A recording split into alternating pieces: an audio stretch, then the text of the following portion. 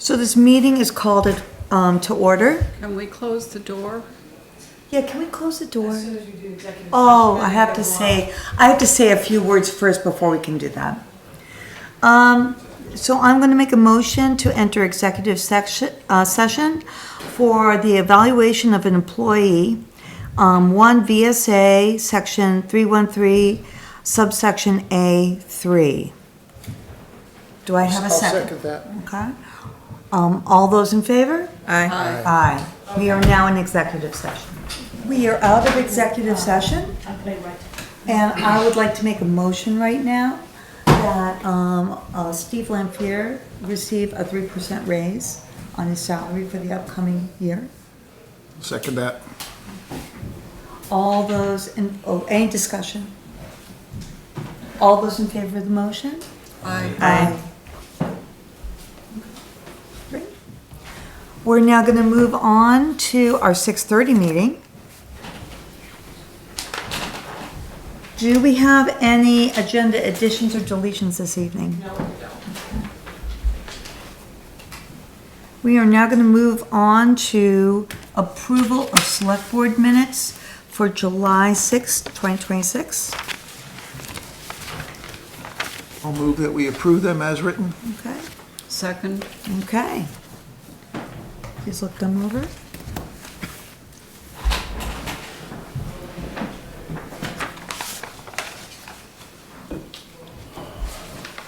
All those in favor of approving the minutes? Aye.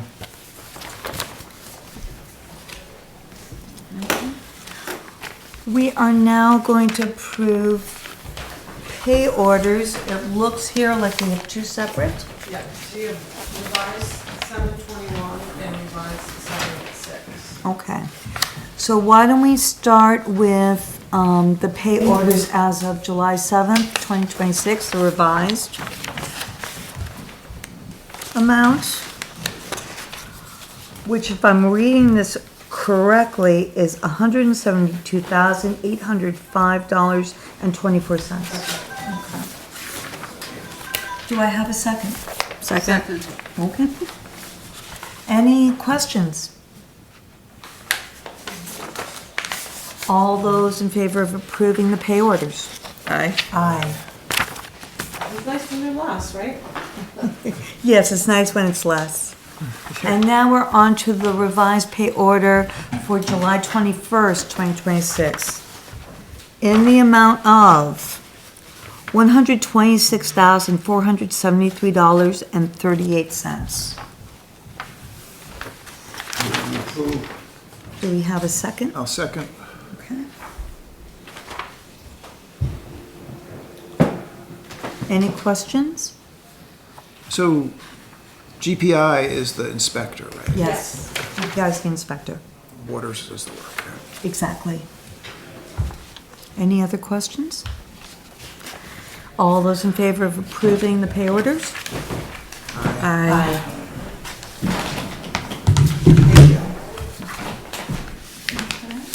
We're now moving on to road commissioners report. Do we have a sand shed update? The concrete contractor has not got a hold of me yet. Okay. Other than that, there's no other updates that I have on it. We did get the permit, and we are able to get for the foundation. I called him last Wednesday and left a message. He hasn't called me back. Okay. I will call again another day or so if he doesn't call me back. Make sure he got the message. Is that big pile of stuff from Depot Street, is that gonna be in the way if they? Sorta.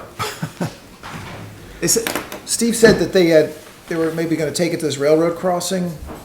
There's some railroad crossing on the, like, near Mount Holly where the grading is really kinda wonky and No. wanting to get some fill up there and I think he'd be better off if we wait and see what we need around the sand shed for building up against the walls before we get rid of any of it.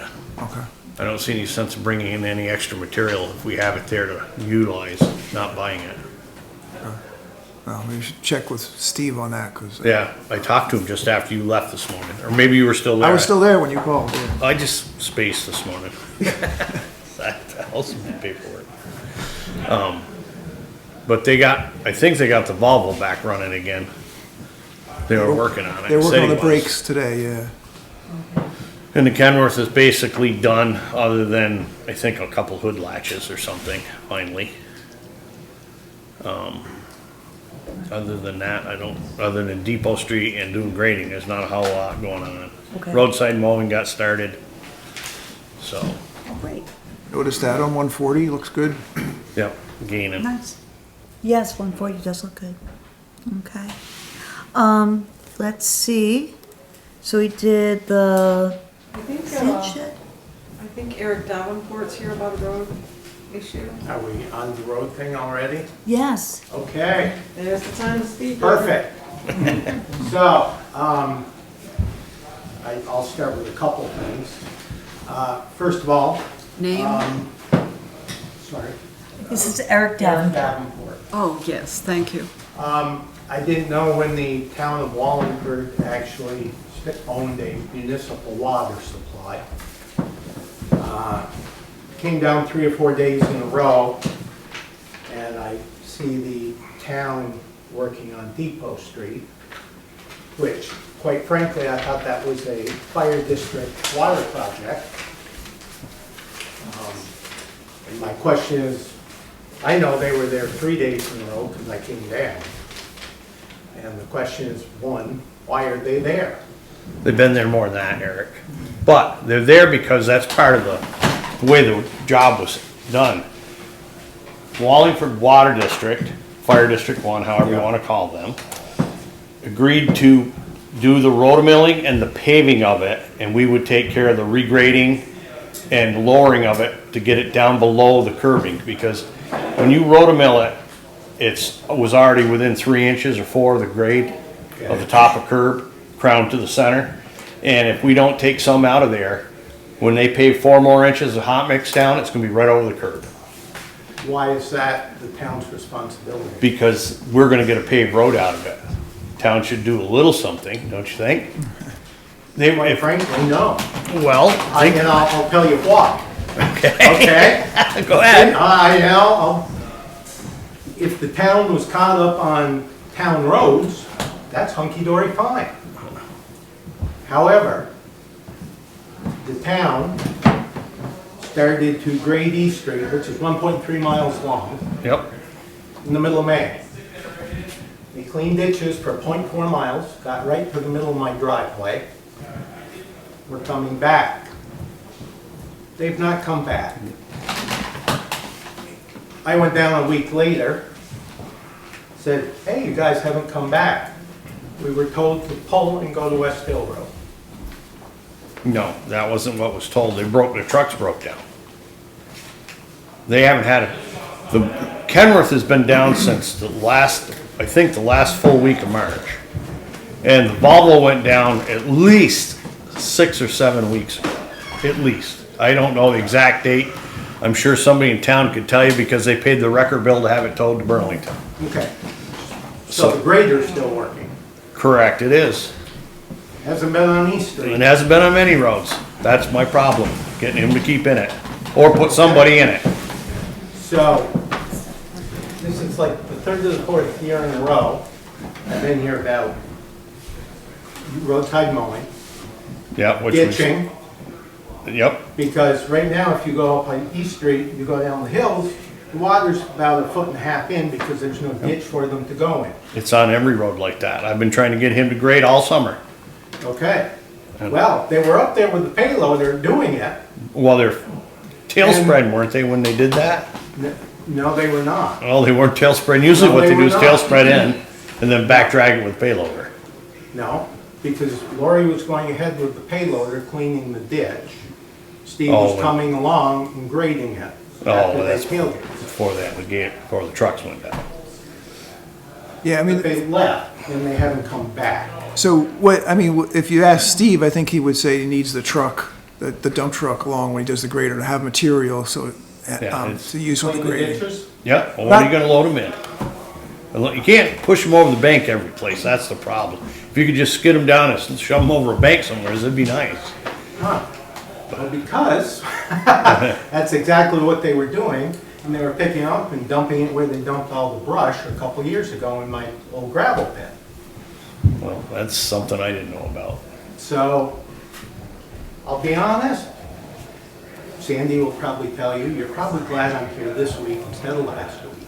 Okay. And I try to be agreeable. Oh, I know you are. You've that, always been good, Eric. But I'm pissed off. The only thing, I can do only so much, Eric. Well, we could, and Until, The thing is, they were there. but if they broke down, Eric. They didn't break down for another week. Because I That's went what past them. And they said, no, we were told to pull off and go to West Hill. That was That was not what they were told. They were told to finish up what they were doing and go to Westville. That's the problem with Steve, he jumps. but Eric, I mean, Yeah. we hear your complaints definitely and Yes. sympathize with you. And we are actually working more closely with the road crew to make sure that these things are actually addressed. So we're trying to have a little closer oversight on them. And so getting feedback from you is actually really valuable.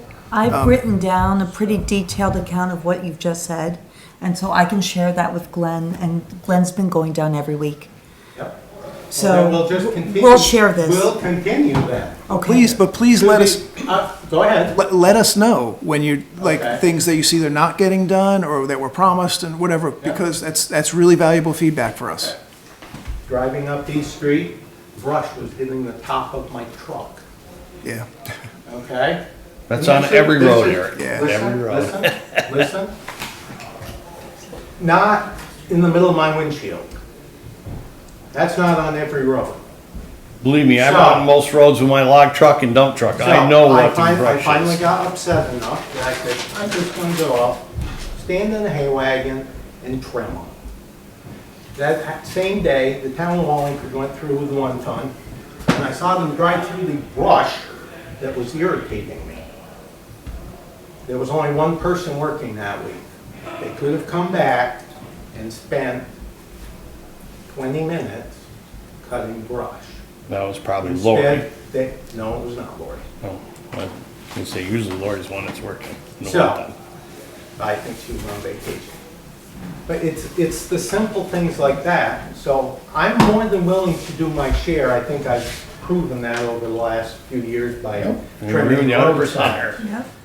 But, you know, when I'm cutting 2 truckloads of brush that the town drove under, that Now, Yeah, whereabouts now- did you cut that? Because Rob cut a whole bunch. Rob came Did? up a year and a half ago. Yep, or he a cut a year ago, bunch. And did really good. These were on the far end past the farm, and they were Okay. not a problem until the leaves came. Yeah, well, I know. They're all, Right. there's And many roads like that. That I need to agree. have- Okay, but my point is, many roads is not an excuse. No, what I'm trying to say to you, Eric, is we need to put somebody in a machine and keep them in it. And I can't do that. And I honestly have nobody backing me here to make them do it. That machine sits all the time. The grader sits all the time. Tell me why they're not running it. I can go down there and voice my opinion. Glenn knows I do. Does it get done? No. But we're So- working on pushing a little harder to get things like that done, have a little more Yes, oversight. yes. I will tell you that I was down there this morning and Steve was saying this is the craziest, worst summer that he can remember because it had so many equipment failures and so much stuff out of commission. And he feels like he's 3 months behind on grading. Yes. So there's a recognition of that, but like I said, we're taking steps to push them a little harder, Yes. and making sure that they are more responsive to stuff like that. So do they have the equipment to get pushed a little harder? Well, the Or are they running with my farm equipment trying to run the municipality? they had 2 dump trucks out of service. They're both this close to being back in service. I think the Volvo might be back in now for the Yeah. first time in a long time, and they're just working on the hood of the other one, the Kenworth. So Kenworth. that should be back to full strength. I would assume by next week. So hopefully, and they do have their hands full with Depot Street right now. But yeah. Kathy, Yes, it was my understanding, Phil can say whether this is true, Fire District is reimbursing us for the paving of Depot Street? Yes. We are not paying for the paving or rotomilling. Right. Right. That's on the fire district. We are just doing the labor work to grade it too, so we can get some reveal back in our curb. Yep. And Eric, the grader and that weed whacker thing is running. It has been running. There's no reason it can't be run. Dog, I'm just saying, I pushed all I'm gonna push. I'm about done here. And On my end. as Glenn has said, there's certain things that we're working with the road crew, maintenance crew on, and delegation is one of those things. And actually, Erika, I wouldn't mind going up to your place at some point and looking at what you're talking about, just so I have better perspective when I talk to them. Anytime. Okay. How do I get in touch with you? I'll give you my cell. Okay. Okay. Thank you, Eric. Me? My turn? Amanda's next. Yes. She also has a little- Sorry, I've never done this before. I prepared a speech, or do you want me to keep it short and sweet, or just? Should you introduce yourself? Oh, Yes. I'm Amanda Eaton. I live on Nash Drive in Wallingford. I've been here for about almost 6 years now. Do you want me to just read what I wrote, or? Sure. Okay, that way I don't digress from everything. So good evening. Thank you to the members of the Select Board for giving me time to speak tonight. My name is Amanda Eaton. I have lived on in Wallingford for the past 5 years, and I live on Nash Drive with my husband and our 7-year-old son. I'm here tonight not because I want to complain, but because I love this town and I want my son and all the children of our neighborhood to be able to grow up here safely. One of the things I love, this has to do to going back to lowering the speed limit on Nash Drive. So this is what this is all about. So, one of the things I love watching most, my son and the other kids in the neighborhood play outside. They ride bikes, draw with chalk, and do simple things children are supposed to and be able to do. But too often that normal childhood play is interrupted by cars coming down and up Nash Drive way too fast. Our neighborhood and I have put out slow children at play signs, but those signs are often ignored. Nash Drive is a narrow, dead-end street, yet drivers still come through as if they're in a hurry. We have also had concerns with delivery drivers, and just last year our mailbox was actually struck at a high rate of speed. A recent situation really made me stop and think about how unsafe it feels. After the speeding concern, I tested the 25 mile an hour. I drove up to the top of Nash Drive, set my cruise control 25, and it felt like I was going too fast and now, I don't know if anybody's been on Nash Drive. It's a narrow street, and it's impossible to get two cars to pass by each other. And then just recently, this past weekend during Wallingford Days, we've had the neighbors across the street had a lemonade stand. We had a yard sale, and a lot of unfamiliar traffic was in the neighborhood. They were just, cruising by, and we had kids out playing and stuff like that. So it was really unsafe. I do appreciate the town sending the sheriff to help slow down drivers, but I do not feel it has made enough of a difference. My concern is not only for Nash Drive. My son and I also love to walk around Wallingford. We walk to schools, to school here, local businesses, the park, Cumberland Farms, and other places in town. But also between Nash Drive and Meacham Street, there's no sidewalk, so we have to walk on the shoulder, which we have been nearly hit in that area. When drivers try to veer around vehicles turning into Cumberland Farms, or when parked trucks or buses block visibility, there's very little room for a parent and child to walk safely on the side of the road. And this also becomes like a heightened safety issue, especially Halloween. Halloween is a pretty popular time in Wallingford. There's a lot of foot traffic, and if there's no sidewalk in that area, people are having to use the shoulder. People are still driving at a high rate of speed on Main Street also. So I would just propose to have, if possible, the speed limit lowered from 25 to 15. Also maybe have better signage at the bottom of Nash Drive to people if they're crossing Nash Drive to get across the street, or if there's some sort of sidewalk thing they can put in between Nash and Meacham, because the sidewalk picks up from Meacham and goes all the way down, but there's no sidewalk at all in that area. But yeah, I love living in Wallingford. I want my son to continue growing up in a town that is safe, walkable, and welcoming, and proactive about protecting its residents.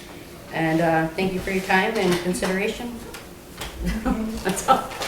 Long story short. Thank you for your concern. Let's see. From what I see here, you can't have a speed limit below 25 unless it's in a designated downtown district. Is that correct? That's what I read too. Okay. And it seems that Nash Drive unfortunately is not within the downtown district. We have a map. If everyone look at the map with Meacham Street on it, you can see that it seems that Meacham Street unfortunately is outside of what's considered the downtown from the map that we have. Does anyone else need a map? It's in our packet. No one else? No? Yes. Page 14. Is that why the sidewalk stops right at Meacham Street? Is that why? Okay. I'm not exactly sure why the sidewalks stop there. Throughout Wallingford, there's places that have sidewalks and places that traditionally haven't Yeah. had sidewalks. I'm not sure as to That the... an intersection is extremely dangerous. Right, the rhyme or reason, yes, and also, if you're walking, because I had to do this the other day, if you have to walk from Shaw's to Yes. Cumberland Farms, there's basically no shoulder, so I was like zigzagging, running across. Yeah, I saw young kids walking down that section of road last weekend. Yes, And I was afraid that they were gonna get hit because there is no shoulder. on there. there is no shoulder there, but you're right, there is no sidewalk there. I know because I've been on the sidewalk committee, back about 5-6 years ago now, myself and another member of the Prudential Committee at that time, he's no longer on it, William Brooks, we walked Wallingford and we walked all the sidewalks and we made a sidewalk list of the sidewalks that were in need of repair. So we did not add any place that did not have a sidewalk did not make the list, but we can talk in the future about maybe I do know, because I have been very involved in sidewalks, it is a long process. And we need to there is grant money available because we're just finishing up a sidewalk project. I think that makes us actually more eligible for future sidewalk projects, maybe, maybe not. I'm a little jealous of School Street. There's, they got that sidewalk. That's been a long time coming. Years in the making. And we were actually very fortunate to get it done in the amount of time. There've been towns that put in before we did and still don't have the sidewalks that they're supposed to be getting. So I think we're definitely gonna take your concerns into, our talks and our consideration. Thank you. Do we ever do anything with speed bumps? Is that like, I've never seen one in Wallingford. I've seen We other haven't really towns. talked about speed bumps. I mean, you can buy them on Amazon. We've even tossed around the idea, but we know it'd be illegal. 'Cause I knew they do temporary ones, like where my son lives in Peru. They put them in and they take them out in winter because you can't have them for plowing, but, Right now, Depot Street's like a speed bump Yeah. because potholes But are. I really like, because I drive down that road daily right now, and it's been really nice to drive down Depot Street when it's open and not have fast traffic coming. Yes. Yes. Yes. Mark Barone, two things. First, to add on to hers. Yes. Being no sidewalk there, is it possible to put in a crosswalk with the lighted push button to at least get you across the street where there is a sidewalk? I It would think, be a are lot you, cheaper than a sidewalk. you're right. Mark, is this across Route 7? Yeah. I think this goes into, I believe it is this part of the scoping or whatever? There's a What we need to proposal do? for a crosswalk. Yes. By the post office, a little up from the post office, so close to that area, not that area, but, I know, it's something Kevin Burke has brought Dollar up. store, it'd be nice to have one down there if it's possible. There are limits to how far I've apart actually they can heard this be. and quite a some- bit. But we are talking, I mean, there is a proposal circulating around to get a crosswalk on North Main The kind of thing I think where it'd be like you hit the Yes. button and the yellow lights flash and stuff. Yeah. And the second thing is, right along with sidewalks, Waters has been using the fire station's parking lot since the project began. I saw that. And it was initially supposed to be parking for a couple of pickups and maybe a dump truck here and there. It's turned into a construction zone, and they have destroyed our parking lot. Oh. I've sent multiple emails. They assured me in the beginning that they would get the gravel out of the road because it's a hazard. Have you talked with Waters about this? They stopped responding when I demanded that they fix our parking lot. So there is a project manager Yes, I of can this send project. I can send an email to Stephanie. But I was hoping that maybe the select board could put some teeth into it because they have destroyed our parking lot. We can I'll- definitely bring this up to our Yeah. project manager. Yeah. Thank you for letting us know. You know, I've also been eyeing that parking lot. I'm concerned that they're not gonna clean it up. There's piles there and there's piles left from when the water, Part of that is fire district And broke. from last year. Yes, there was last one year. small pile there that was probably less That's than gonna a get yard. cleaned up. orange cones and things. I mean, that, at the end of this sidewalk project, that needs to be cleaned. They've turned all the gravel in it to dust with the heavy equipment going through, and it's just, now it's tracking into the road, and we saw this weekend kids and stuff going over it with bicycles. I mean, they're almost biting the dust driving over it with bicycles. So as part of this project, we have meetings quite regularly about this. There is a big meeting coming up soon. I can make sure that this is discussed. Cleanup. And parking lot, okay? Is there anything else, Mark? Not till later. Okay, yes. Good evening. For folks who haven't met me, hold on. I'm Jeff Biazuzzi, Jeff, does this have to do with what we're talking about with Nash Drive. Nash Drive? Okay. Nash Drive is the location of my third home in Wallingford. We've lived here over 40 years. And while we don't have kids playing in the street, and I applaud kids playing in a quiet, dead-end rural street, it's small town America. We do have an issue, not with everybody that comes up and down the road, but a number of people that come up and down the road at a high rate of speed, day and night. And most of them have modified muffler systems, but I don't break that subject today.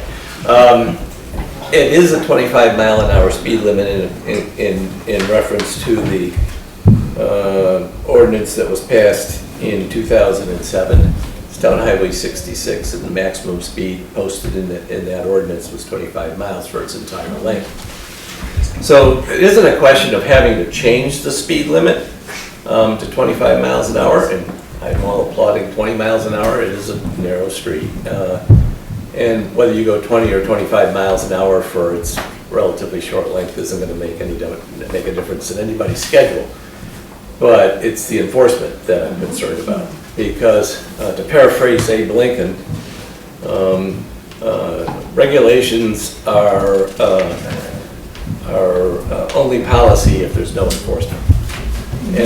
And so how do you enforce when the ordinance that I'm referring to, which is Title II, Chapter 1, it was adopted 9/7/2007, says that the ordinance is enforced by the constables of the town of Wallingford. They shall be the chief enforcement officers for this ordinance, and the select board may appoint a municipal enforcement officer. So I don't even know if we have an active constable at this time. Yeah, I didn't think so. So how do we enforce this? And the sheriffs have a challenge enforcing this because the violation is typically on the town road off the Route 7. So I'm all for finding out a solution, and one that was suggested does make sense, and that's speed bumps. Because they are relatively inexpensive and relatively effective and easily removed for winter maintenance. So, but I mean, something has to be done. I It's walk something we can the talk to road sheriff at about, night. But, you know, you're I- already getting requests for speed bumps all over the town too, so. So I've walked that road at night on multiple occasions, and there's been a couple of occasions where people coming up the road in the dark haven't seen me until they're almost on me, even though I'm wearing a reflective jacket and have a flashlight. It's just a speed thing, and I don't know how you break a bad habit, but something has to be done. We have reached out to the sheriffs. Yes, and they've already been up there. They requested another speed sign, which I think was brought up and installed. So they're aware of patrolling there more frequently. And did you say they're putting another sign up there? Yeah. It's like on a little tripod thing Yeah, at the they're- top of. Oh, so they have one that flashes there? No, it's just like basically a street sign stapled to a big yellow. Well, they. I actually thought a resident did that. Oh, no, I don't know. It might have been the sheriff. I don't know. No, the road crew brought a street sign up there, Okay. and they need to get some more of the signposts, which they're Okay. ordering. So, but they at least brought a speed sign up there, so it's enforceable if the sheriff stops somebody. Okay, so I guess you're gonna move a speed sign up there. What they need is they have the sheriff park on Amsden off to the side and let the car go by before he knows it's there. And after a few tickets, maybe the word will get out. It's a good suggestion. Okay, Thank you. thank you. Thank you. Thank you. Yes. Okay. Just a quick Yes. piggyback on the sidewalk thing. Depot Street, is that sidewalk getting done as part of this project, or is it? No, Depot Street is not being done as part of the project. It is on near the top of the list. After School Street, Depot Street was right there. It would be great if we could see about another grant to help us get Depot Street done. Our next volunteer day?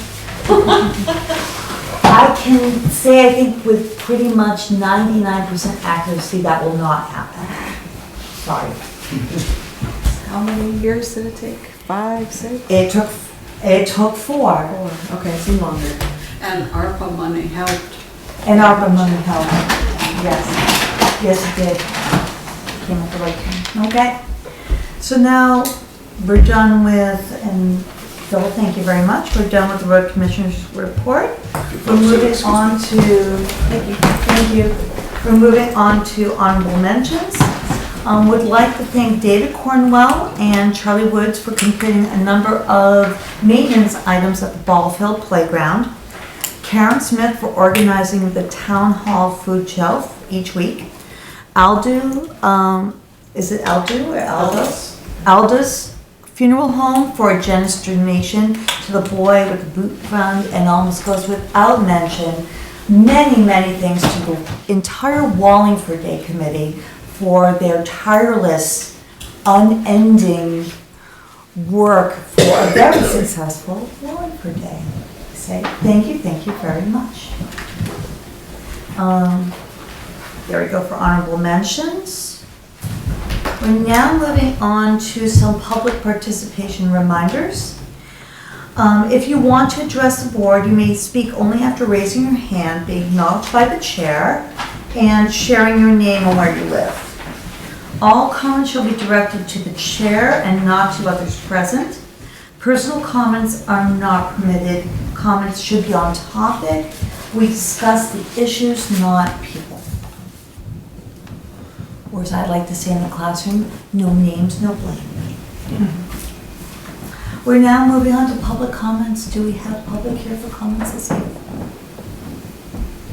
Okay. Moving on. We have our local hazard mitigation plan. And Maggie O'Brien. That's me.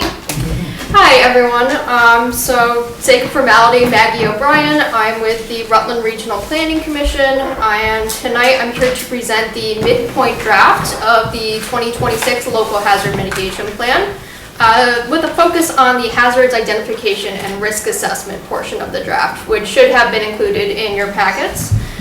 So this working draft has been reviewed and approved by your local planning team, which consists of Sandy as the town administrator, Jill Stone-Tier as the town clerk, Bill Weiss as the emergency management coordinator, Charlie Woods, highway department rep, Glenn Mayer, select board rep, and Tom Fort, the energy committee chair. So first, I want to acknowledge that this work is made possible thanks to funding from the Municipal Planning Grant, which is provided by the Vermont Agency of Commerce and Community Development. And actually, it was Sandy that put this idea in my head to have this plan updated through that grant after we lost the Building Resilient Infrastructure and Community Grant from FEMA, which normally funds these plans. So thank you to Sandy for not only helping to fund this plan, but 5 other plans throughout the region as well in lieu of this funding. So we'll touch upon why this plan is important in a moment, but I just want to give a highlight of what we've done so far. So we kicked off the plan update this past April with the local planning team. We updated the information in the community profile of the plan from 2021, and we've conducted a hazards risk assessment workshop with the support of subject matter experts from the Agency of Natural Resources and the Vermont Department of Health. We've also worked with the Seiler Climate Consulting firm to pilot the expansion of our community engagement process with a social resilience lens, and I will explain more on what that has entailed later. But for now, you have the midpoint draft in front of you. I also have copies of the local mitigation plan review tool, if I'm allowed to hand them. Yes. Okay, perfect. No need to read this right this moment, but what this is a rubric that is used by both the state and FEMA in grading these plans and making sure they meet all the requirements. And so you will see that elements A and B so far have been completed for this midpoint draft. So feel free to read that at your leisure. But are there any questions before we dive into a quick overview of the draft itself? All right. So section 1, the introduction, that's pretty self-explanatory. Section 2, the purpose. So the purpose of this plan is to identify all natural hazards facing the town of Wallingford, to rank them according to local vulnerabilities, and to develop strategies to reduce the risks that those hazards pose. So one thing I want to emphasize is that once adopted, this plan is not legally binding. Instead, it outlines goals and actions to prevent future loss of life and property. And one of the main benefits to having an active plan is having access to that FEMA funding after a federally declared disaster, of course, but there are also many inherent benefits as well, which are included in a graphic there in section 2.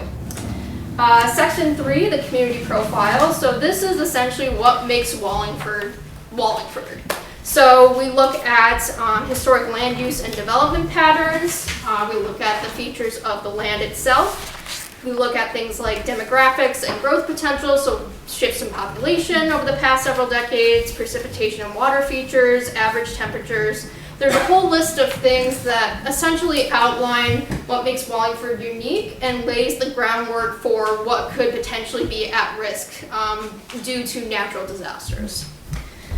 So after that, we have section 4, the plan development process. So this gives an overview of who was part of updating the plan on the local planning team, the timeline of the major milestones of the process. So table 2, you will see we have a plan development summary. And while some of these dates that are forward-looking may change, that provides a rough timeline of where we expect to land. And so at this point, we are expecting that we will submit the final draft to Vermont Emergency Management for preliminary review in early November. Okay.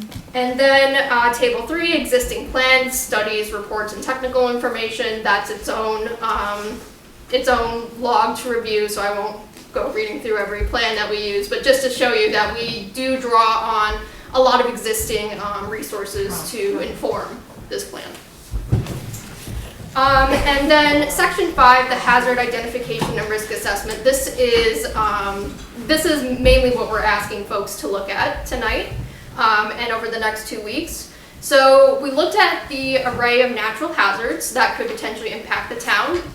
Everything from flooding to extreme cold snow ice, strong wind, wildfires, and we ranked them based on the probability of occurrence as well as the potential impact on community assets. So this is defined as people, infrastructure, the environment, and the economy.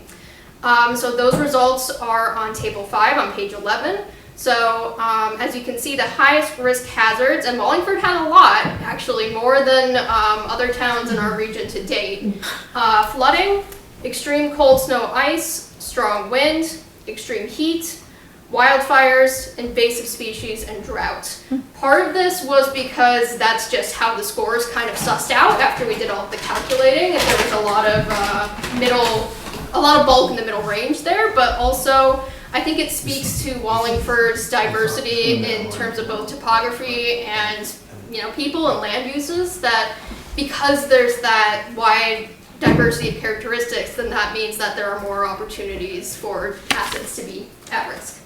So we follow that with the highest risk hazard profiles. So these are deeper dives into community-specific risks and vulnerabilities based on those previous 4 categories I mentioned. So each structure follows a general framework. So we start with a general description of what the hazard is and its history in Rutland County and the town. We have results from the robust public engagement that we did, summarized in an impact statement.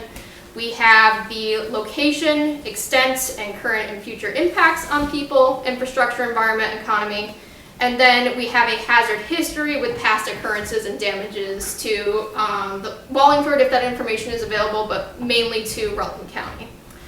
And then lastly, we have our vulnerability summary. So on page 32, this essentially reiterates who, what, and where is at risk from the different hazards and the future outlook in terms of community resilience and vulnerability due to things like climate change. One thing that has changed since the 2021 plan is the requirements for public engagement. That bar has been raised significantly by FEMA. So we have added what we call Appendix C, a public outreach summary. So the local planning team confirmed a community engagement goal and strategy, and then we use that strategy as the bedrock to conduct our activities with the communities. So we have a list of whole community partners that were offered the chance to participate in the planning process. We have a summary of the outreach methods used, everything from surveys, pop-up events, flyers, email blasts, and so on. And then we have a summary of what those activities look like at the different milestones, Appendix Table 2. The Social Resilience Guide pilot program. So Wallingford was in a unique position where the start of the local hazard mitigation plan development cycle aligned really nicely with this pilot program that the Climate Action Office is currently running. So they created 3 different guides. There's the municipal planning guide specific to the town plan. There's the capital planning guide, and then there's the social resiliency guide. And so in consultation with Tom Fort, we thought that the social resilience guide would be a good thing to pilot in conjunction with the local hazard mitigation plan update. So that's those are 2 efforts we have tried to have run in parallel, to have 2 touch points between the 2 different groups. It hasn't quite worked out as expected, but it's been a learning experience, and it's greatly helping to inform the pilot program itself. So that's all I'll say about that for now, but you can read more information about it in Appendix Table 3. Okay. All right, so that was a lot, just to provide the groundwork of what we're looking at here. So tonight kicks off the start of the public review and comment period. This is pretty typical for plans we help with in the region. We have a presentation to local officials at the midpoint, and then again when we have a final draft. So the public comment period is running from July 20th to August 3rd, so essentially between select board meetings. Yes. And I would encourage the select board to have a slot on the August 3rd agenda for people to submit comments in person if they would like. And it would also provide a chance for local officials to discuss whatever comments they have about the draft at this point, and indicate whether they approve with the local planning team continuing on with the development of the mitigation strategy. So this draft is available. We will have a physical copy kept here at Town Hall. We will also have a copy online that folks can read and download, so that can be accessed at our project landing page. That is tinyurl.com/Wallingford-LHMP26. So that's where you can read the plan for yourself. I've also brought enlarged printed versions of the hazard maps that can be displayed with the plan, because the maps are a little small in the plan draft, so if folks really want to hone in on, let's say, streets on Wallingford Village that might be more prone to flooding, they can do that with these enlarged maps. So, again, comments will be accepted until the select board meeting on August 3rd. I will not be present at that meeting, but I trust that Sandy and Glenn can bring back any comments that come up during that meeting. And so they can be submitted to me, Maggie, so that would be maggie@rutlandrpc.org, or you can send them to Sandy and she can pass them on to me. So lastly, in terms of next steps, so we will hear those in-person comments at the next select board meeting, provide that feedback and potential revisions, if any, that should be made, and then I just need an indication about whether the planning team is good to move forward with the mitigation strategy or not. It doesn't have to be a formal motion, but just something reflected in the minutes, so I know we're good to go.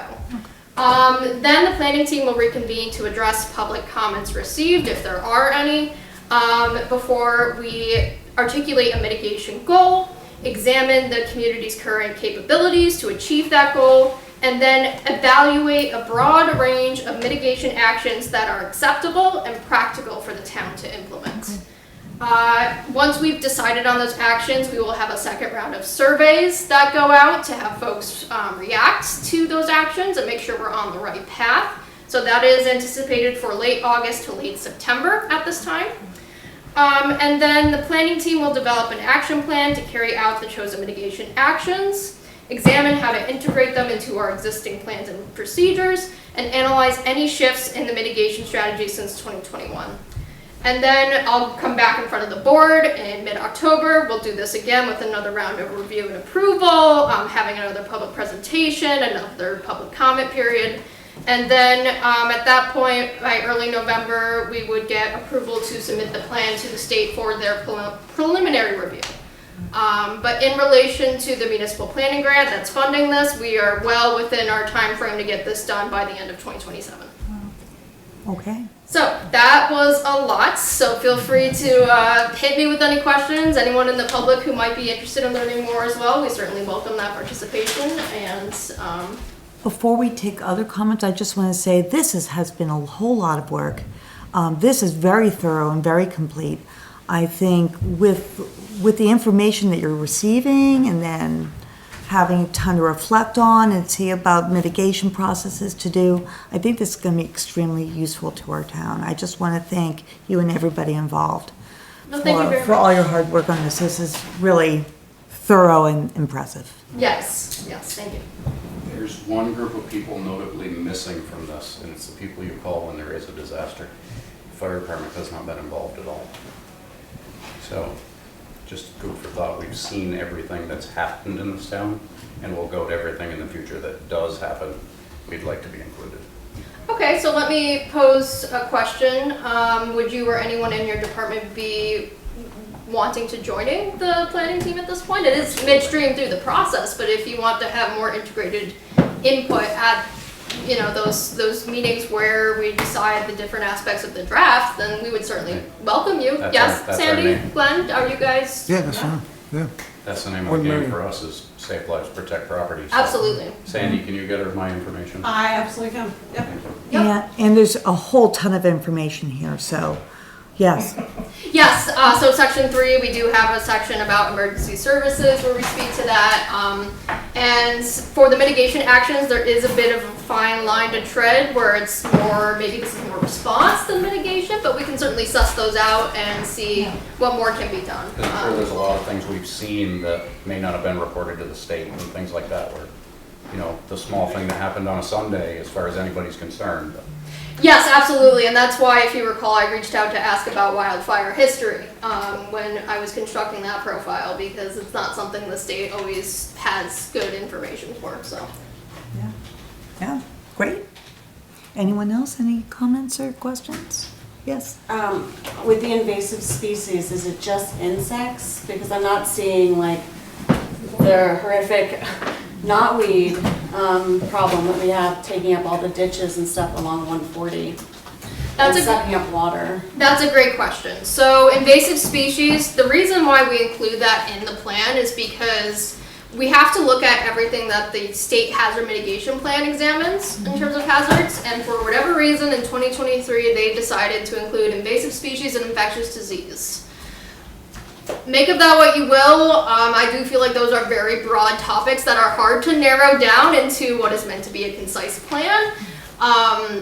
The impacts can vary widely based on the agent. So we did make a conscious decision to have a focal point on the Emerald ash borer because there is ash trees in the municipal road right of way. That is a very obvious hazard that once those trees die and they collapse onto power lines or cause blockages in the roadways, then that can pose a hazard. So that was an easy focal point for us, but certainly if there are other issues related to plants or other terrestrial species, then we can make note of them. In terms of creating specific actions, that's something where I would probably encourage collaboration with the Agency of Natural Resources. So that's certainly something we could include, for instance, in either an outreach and education action item in the mitigation strategy or something with roadway maintenance with the highway crew. But yeah, so comments exactly like that, we would love to receive those so we can consider those with the planning team and make sure that those kinds of concerns are included in the plan. Wonderful. Any other questions? No? Maggie, thank you very much. Yeah, thank Good you. job. Good job. No, thank you. And here's the copy of the plan itself, as well as a little promo poster. Thank you so much. Yes, thank you for having me. I know that was a lot, but No, That's good. it's actually pretty interesting reading. It was, Yes. I guess a general question for you folks, do you feel like it conveys the story of Wallingford effectively? Yes. gives- Okay, perfect, because Nice. that is our goal with these plans. There is a general skeletal structure that we use for every town in our region, but we really want to personalize it and make sure that the unique characteristics of our communities are ultimately shown. Yeah, it's interesting reading. The beginning part where you sort of profile the town is interesting. Yeah, I certainly learn a lot about these communities when I do these plans, so I enjoy that aspect of it as well. Okay.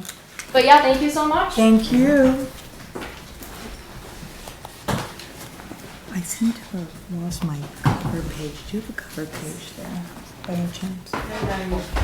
Yep, good night, thank you. Agenda or? Yeah, the agenda. Oh, wait, I found You it. found it? Okay, good.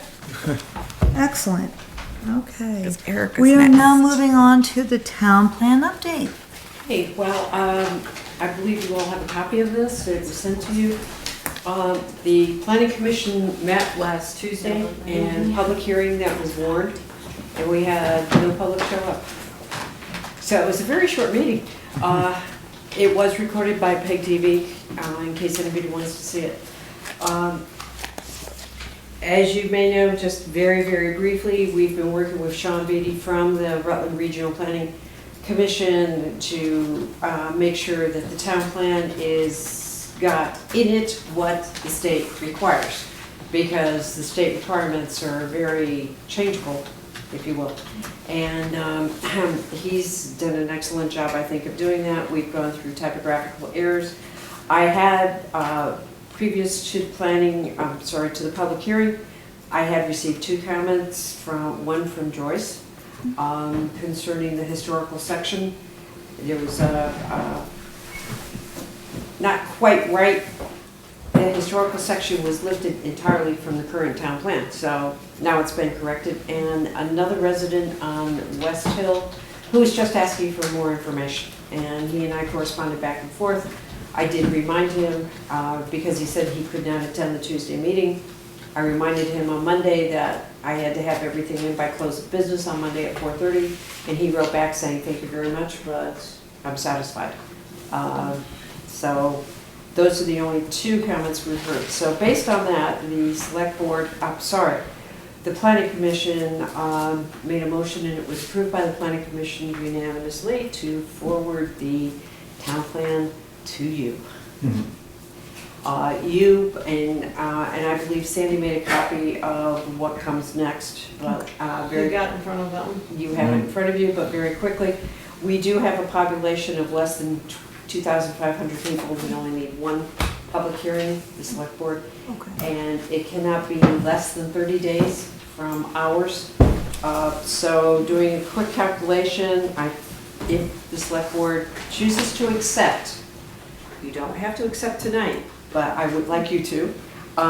If you choose to accept the plan and put it on your agenda for public hearing on the 17th of August, or anytime after the 17th, we can do that.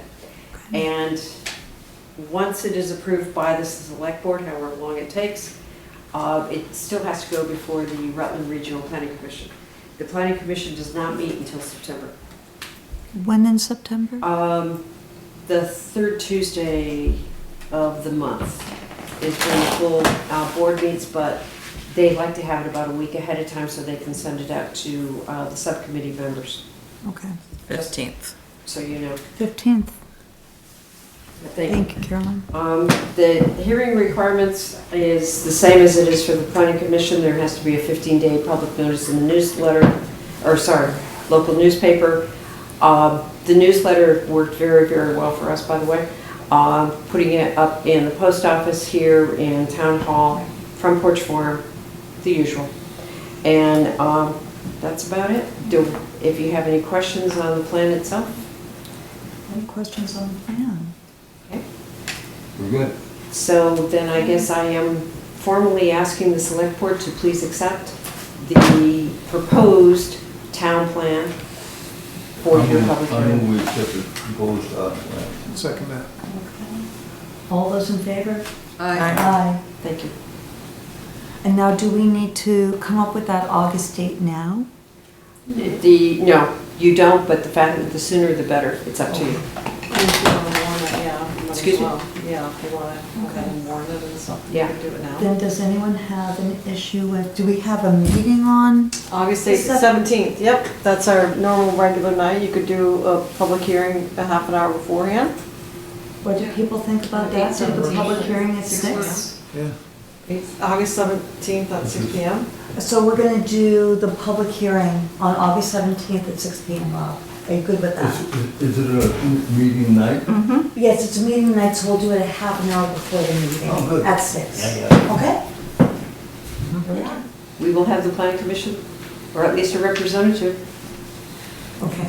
Thank you very much. Thank you. Thanks, Erika. Yes. Thank you. Thanks.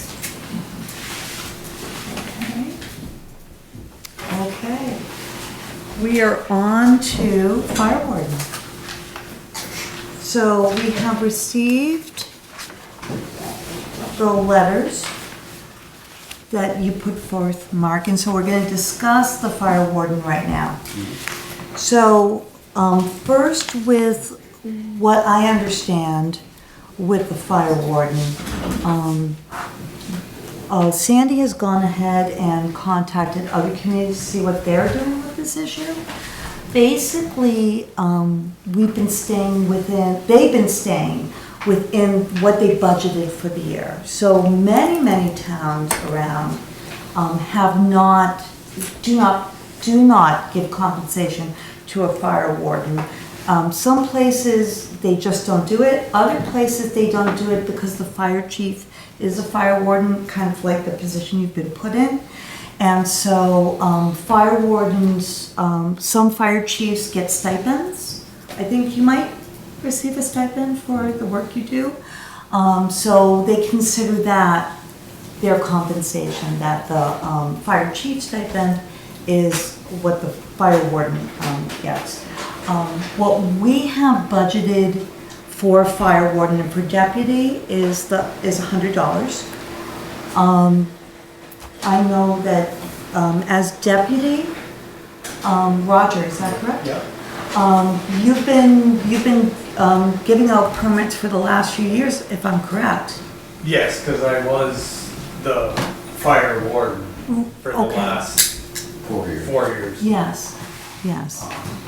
And Marty Rabatoy was the deputy, and Gotcha. he stepped down because of health issues and Gotcha. whatever. Yeah. And, I mean, I haven't been receiving, so you guys know, it's Okay. $100 for the last 4 years. Whether, however you guys did it, I hadn't received it. Oh, so you haven't received I anything? haven't been knowing anything about it until actually Mark told me about it when we started talking about all this stuff going on. Well, it So, sounds like that's an oversight. Okay. So, I mean,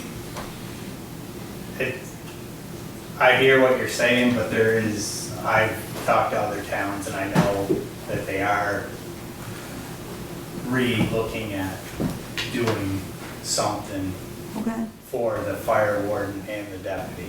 I mean, It's obviously a new issue for every town in the state. Exactly. Some it wasn't an issue because the fire warden is the chief, and now it's all in one, everybody across the whole state. The issue is, before it was a voluntary position. Yep. You were recommended to the state, that person said whether they even wanted to or not. Yes. We don't have that choice anymore. I'm being forced to drive all over God's creation in this town on everybody's whim to write them a permit. You could, for me to drive to South Wallingford and back is like 18 miles. Right. Right. So from what I understand, Sandy, tell me if I'm correct here, but if some communities where the fire chief does not want to be fire warden, they have been letting a deputy do the burn permits. Correct, Sandy?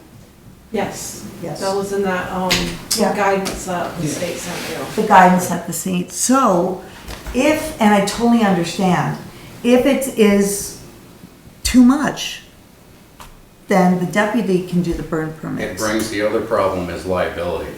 The fire warden is the one that's liable.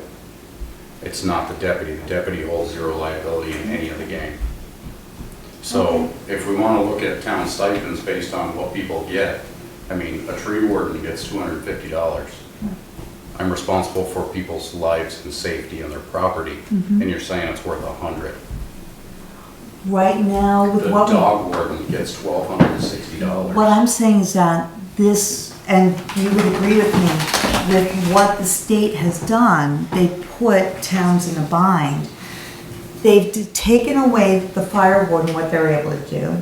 They've made the fire chief pick up that position, and they put the towns in the bind that our budgets are done.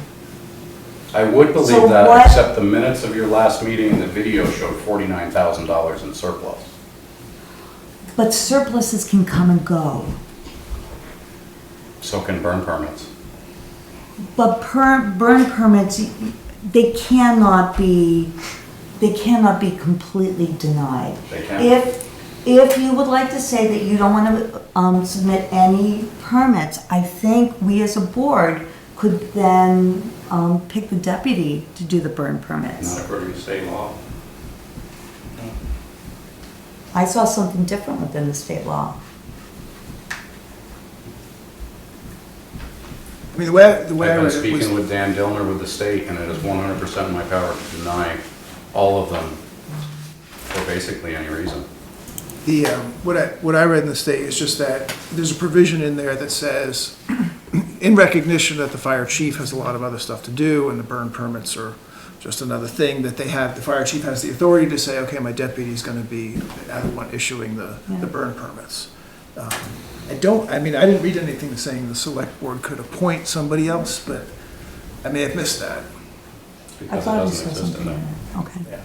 We've read it multiple times. I've gone over it with the state many times. I'm trying to figure out the liability issues. Okay. Because the way the state law is written, it sounds as if somebody's fire goes uncontrolled, I can be held personally liable. Gotcha. So the pickle you're in Yes. is small compared to the pickle I'm in. So, We're just asking for to be compensated for our time and money and vehicle usage. I mean, I didn't think it was that big a deal. Because Do you $100, have- I'm sorry, is, But do you have an idea what the cost is? Should some receipts be kept, like a log of? you keep a log of every permit written. No, I mean a log of mileage. We can Like a do that. log, yes, that's what I think. We can do that. Because this is new territory for us. We don't really know exactly what it does cost. We could keep track of the mileage for I'd give you this. We'd keep track of the mileage for the first year. That's what I think. And we'll reapproach it, but the stipend stays. Right. So you pay the stipend to each one of us, and we'll keep track of our mileage as the next year goes on, and we'll reapproach if maybe 1,500 straight is enough for the time being. Maybe mileage is just extreme, and then we come back to it and go, I spent $600 just in fuel, let alone wear and tear. Yeah, so you understand our struggle with it is that, I mean, this service of getting the burn permits done was supposed to cost us $200 a year, apparently wasn't even costing us that. And now it's gone up to 3,000, so that's a big Yes. hit to the budget after having gone through this budget line by line last year and tried to we eliminated the increase for the library. We had to cut back on what we thought we were gonna do with police protection, so It was a bad timing all around Yeah, with the yeah. state to budgets to the whole 9 yards is just bad timing. Yeah. But we cannot operate off of a financial net loss out of our personal wallets to provide a service for the town. And I totally understand that. The one thing that we don't know is what the actual cost is. Right.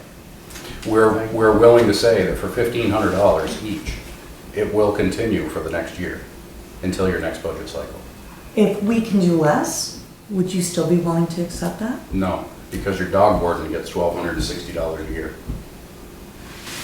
There's major liability and requirements and mileage and all that stuff, major differences between the two positions.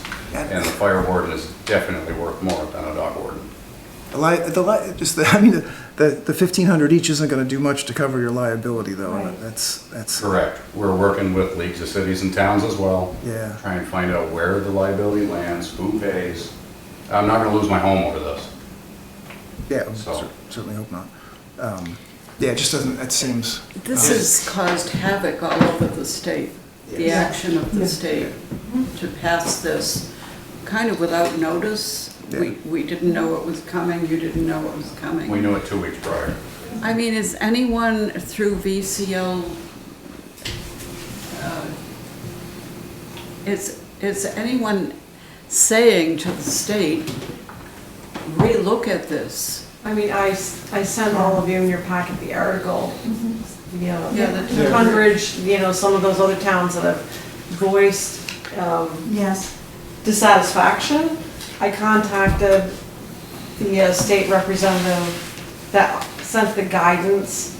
So I think what Kathy's referring to is the guidance, Mark, that he sent, said, they're just, it's like frequently asked questions. My town is covered by a private fire department. If the chief does not accept the position of fire, what can the town do? Many towns in Vermont contract with private fire departments. According to the statute, when a private fire department provides fire suppression,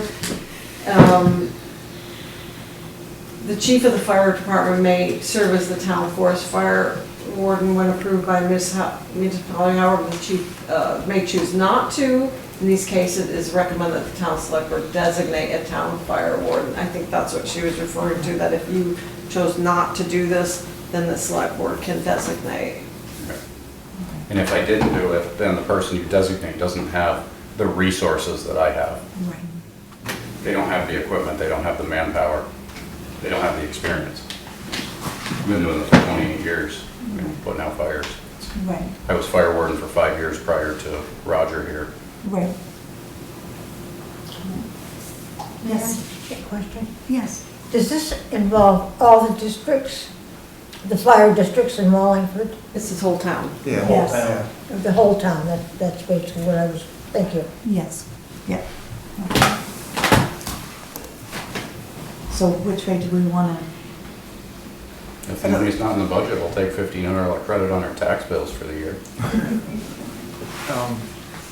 I just I'm sort of I'm thinking a little bit out loud here. It almost makes more sense to me to start reimbursing you for mileage. That's an expense.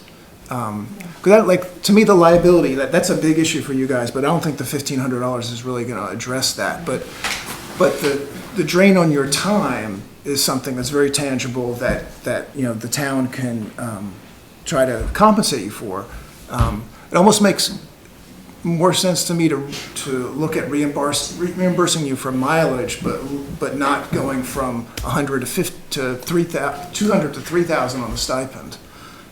So maybe Because that seems more directly address the time that you're gonna have to spend on this, or the resources you're gonna have to spend on it. Doing calculations from prior years and the amount of permits that are written, it doesn't take too many trips off the hill to be able to write permits down here, and we would exceed that $1,500 in mileage based on the federal reimbursement.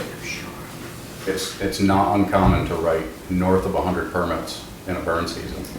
There were 51 last year. Yes. Yeah, last year was a low year. So that'd be 2,068 miles. And to be honest, And with the so is it 60 cents? 72, 72 cents? 72.5. Okay.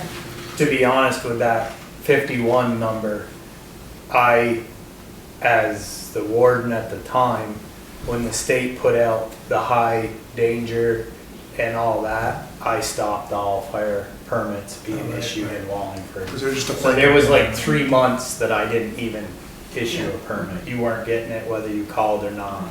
And there are times when And, permits can't be issued because we're under a ban, a statewide ban. Yeah. right, so that's why that number was quite a bit lower. That was, if you averaged it together, it's gonna make the average come down. But if that 51 wasn't in there, you are closer to 75 to 100. That's the other thing I like about like A maybe year. looking at mileage closer, because on times like, we have a drought, we got 2 months where you're not doing burn permits, then there's no mileage. Like, it sort of slides with the amount of work that you guys have to do. It's not just burn permits, there's mandatory trainings every year. Right. There's other things that happen under the course of the fire. Are those, so those are mandatory? It's just one a trainings for year the though, fire right? warden? How many trainings a year are there? It's just Minimum one. of 2. 2? Okay. A minimum. But you guys just got reimbursed from the state. It was like $30 or something. It was something very nominal. We never saw it either. You didn't get it But this year isn't it because of supposed all to the be, stuff that's is it going on. 30 per permit from the state? No, that was for each fire report given. Okay. So it had to be a burn that went uncontrolled or a general natural fire that happened. And it had to exceed a certain amount of acres before it could be reported. And the amount of work that you had to put into it to account for each person that was there, each apparatus, how many gallons of water you moved, was a huge long report that you had to submit to the state. You used to get 2 weeks to do that. Now you get 24 hours. And now there was another, a $10 amount that you could get or something? That's for report. That's all. I don't remember $10. Okay, We never saw a nickel from the state. okay. So where are we leaving as a board? I'm concerned that many other towns are doing nothing. Right now, So- the only town around us that's paying, and it's $1,200, is Mendon. Mendon. That's it. 1,200 plus mileage, that was. The other towns haven't got to this So issue. there's not a motion, so we we're jumped on just it quick. talking about the only No, town right liability now issues. that's compensating more is Mendon, and that's within their budget. Yeah.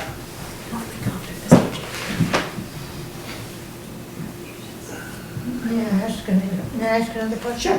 Why don't they charge for the burn permits? Some You towns can. are considering that. Yeah. This is a way of funding it. I mean, That is the way, that would be a Permit, funding yeah. mechanism, to charge for the permits.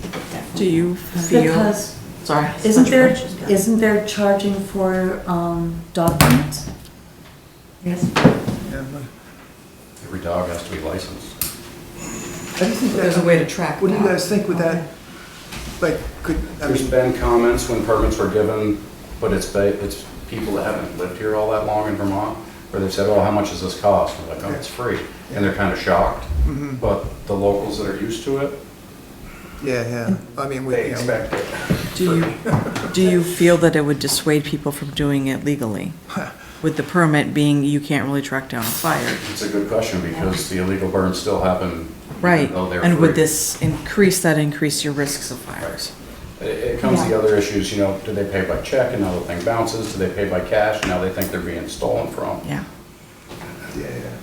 I've thought about it, but there's Just really no doesn't- good way to collect on the permit unless they, you know, at the town hall or something. I mean, Yeah, I don't like the idea of just the mileage. It's more work. Wait, I'm thinking of something lower than the 1,500 plus the mileage, because like I said, the mileage gives us a way to sort of compensate you for That's true. the amount of work. You know, obviously you're not doing it in the middle of winter, or if there's a fire ban on, it makes more sense. It gives us sort of a sliding thing, so.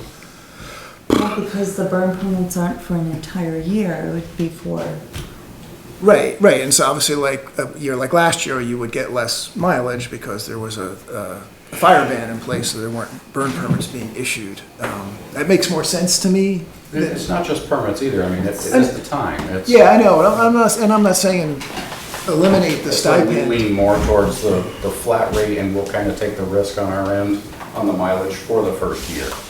And we'll see how it lands Yeah, at the next year. yeah. I'm and just, I also think the maximum, is the maximum amount 1,500, up to 1,500? For mileage, No, for the position of fire warden. that's whatever you guys determine. Because I think that is, yes. Oh, go ahead. I thought that was the maximum amount, up to 1,500 for the I had it position written in of my fire letter for a warden. straight $1,500 stipend each. Okay. I'm not sure what's written in the statute. I don't know of a statute for maximum on any of that. No. okay, Rob? So we got a law that took away our ability to appoint. And fire chiefs got a law that made them have to be fire wardens. And the fire wardens lost their jobs, and a lot of them wanted their jobs Yeah. as an avenue of public service. Yes. And many of them just answer the phone, say, okay, write it down and hang up. Because they've done it 20 times before, and they know where it is. But we here on the select board don't have supervision except for the people, the voters. The school board has a superintendent, and stuff can come down there, but we only have ourselves. Right. And as a representative of the voters, I find it hard to be threatened with no permits unless you pay. And I don't feel good with that. Okay. Okay. But you feel good with making me do this out of my pocket? I feel good with not having burning permits. I'd agree, but when they go uncontrolled, they still call me. But We still get the phone calls at 2 a.m. for the, hey, there's smoke going in my bedroom window. The permit calls start at 6 a.m. on Saturdays. It's never ending. and when you were talking about your permits, how long they are, they're only good for 24 hours. right, Okay. right. I mean, So when if you you get, have somebody that's burning a pile that's gonna take multiple days, right, I mean, you have to write, and So that's the do other you thing write is, multiple permits? I write multiple permits for the same place, but I change the date as they're burning, because the state wants all the paperwork, they don't want this, hi, I need a burn permit, yeah, I know who you are, they want you to physically go out, see what's going on, give the permit, and then go forward that way. So for instance, down here on Greenboro Lane, or off Hartsboro, Yeah. Green Lane, they're doing the house clearing project. He's been burning off and on he's doing it himself, but he has to call me every single day. And the way it works is you call, you're not gonna get that permit that day. Right. Because I have a job, I have other stuff to do. You gotta give me 24 hours, Yeah. basically, to get back to you to give a permit. Because I'm not gonna run Well, yeah. every single minute for a permit all over town. So you call, we talk about it, I'll set a time and a date, we'll meet, we'll discuss it, we'll look at it, and then you get your permit.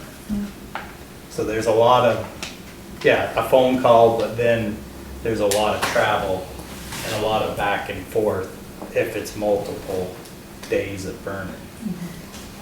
So with the stipend, because I'm trying to think of it from our perspectives, like we're getting basically the same service with the burn permits, but we're going to pay more for it. Is there, are there standards, like we have to respond, like if someone calls for a permit, we need to respond within 24 hours or anything like that? Is there anything like that? Can there be? I think that would come down from the state. Nothing exists as of now. Oh, but I mean, as a town, could we offer that as a because I'm even thinking of the residents looking at like, oh, whoa, there's that big jump in what we're paying for this stuff. Is there something that we could, as a policy, offer? Like if you call for a burn permit, someone will call you back within 24 hours or something like that. So they'll always get a phone call back within 24 hours. Yeah. Okay. It's just they're not gonna get that permit probably until the next day. I understand that, yeah. If you call early in the morning and I'm on my way back home coming into Wallingford and it works for the resident and myself to meet, then we can do the permit so they can burn as soon as they want to the next day, or either, depending. And is there a specific criteria for getting a burn permit? It's gotta be a safe location. They've gotta be burning all natural debris. There can't be anything synthetic, man-made in it. They can't use any accelerants to start it. It's basically brush, clean lumber, no painted, no, I mean, it's. And when you get a permit, how many do you approve? Is there a percentage?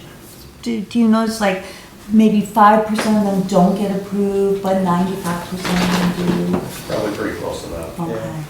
I can honestly say there's at least 3 last year that I did not issue a permit, and I would not because of where they had it, the size of it, The safety of it. and the safety factor. Okay.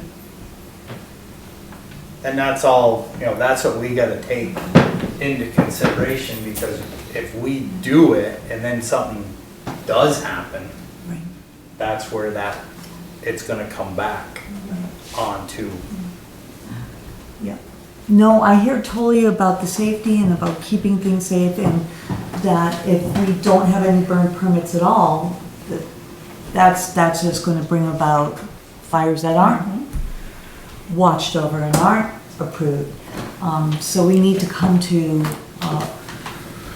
some reasonable solution to this. What we're struggling with is the fact that the money is not budgeted in, and that we don't have a way of telling how much the position will actually cost. So that's what we're struggling with. I think what we would like to do, what are people thinking? I was kind of thinking, you said the dog warden gets $12.50? $12.60. If we maybe went there with the $12.60, that would be a huge increase over what we have done.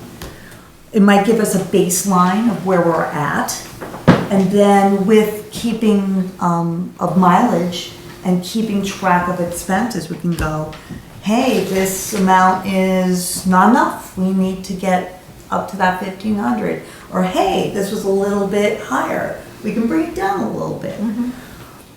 What does the board think of that suggestion? I think that's. Go ahead. Were you about to say something? Well, I'm concerned with the impact again from the state's action on all the towns in Vermont. And we haven't really had time to react, and there's many towns around us, except Mendon, I guess, who pay nothing for their fire wardens. I'm not suggesting nothing, and I'm disturbed that you weren't getting what was budgeted for you in previous years. 1,200 is too high for me to consider. Would you think more like what, 4? Less? Can I make a suggestion? Yes. What if you based it per permit, a set fee, whether it's 20, 25, 35, whatever, based on a set fee plus mileage? That way they get something for their time, plus their mileage is covered. And if you figure, what do you say, like 90 permits a year on average, 80, 90 a year? Around that, If yes. you base it on a $25 permit, you're gonna be up in the 2,000, mid 2,000 plus mileage. So you see you're back at your 3,000 they're asking anyways. Yes. But if you happen to have a slower year like last year, you'd gain a little back, but yet you're still compensating these guys for doing what they need to do. What do we think If of you that? set a fee for, a permit, and I'm not saying that you could get some of this feedback from the person that asked for the burn permit. 'Cause I'm sure most people aren't gonna argue over $10 or $15 for a permit, knowing it's a service these gentlemen are doing. Right. So would you guys be open, like just what Phil's suggestion, if it was $25 a permit, and you had a typical year of 100, let's say a permit, that would give you 2,500 plus mileage? Where does that money come from? Well, it's in the, I mean, we have to. Charge people for the permit? Well, we could look at doing that to recoup some of it, That was just a suggestion. but it's, it would, something that we have to budget for, obviously. Right. Budget, And we'll have to. budget. But again, it's, Yeah, we'd have I to think budget that's a good suggestion. It gets to the, sort of my thing about focusing on mileage, but it sort of slides with the amount of work you have to do. And It's a very important people aren't gonna service argue they provide. $10. What's that? People won't argue $10 or $15. Well, then to we get a can look permit at start charging either. for a permit to help us offset that, but that gets you close to the compensation you were thinking of in a typical year. But if it's an atypical year where you're not allowed to issue, then that reflects that. I kind of like that. So how would we go about, when would the payment be? Would it be at the end of the year, I mean, monthly, quarterly, I don't know. quarterly? Now, the other question is Rob's and also mine, the budgeting. We haven't budgeted for this. I know that right now we're showing a surplus. The problem is that we haven't gotten into winter salt, we haven't gotten into any of those expenses that are gonna have. We had such a tight budget last year that things that we wanted to give money to, we could not. And my concern is that we haven't budgeted for this. So how do we fund this and not at the expense of who?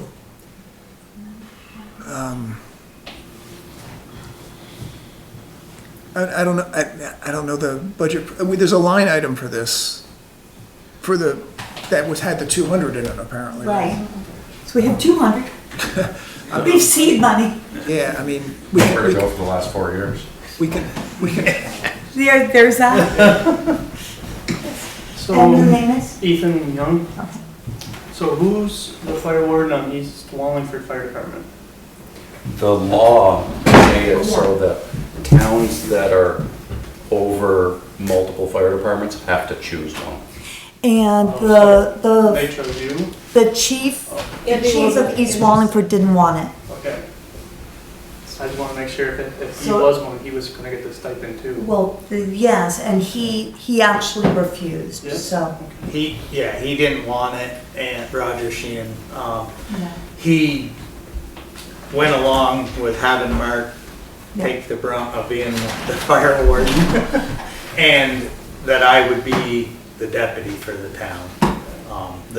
The fire departments, the 2 fire departments that Wallingford has come to basically that agreement, so, I mean.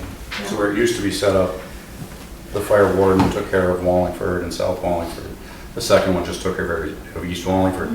It's now added all the territory on. It's the whole town of It's a whole Wallingford. town. It's not just that section anymore, you know.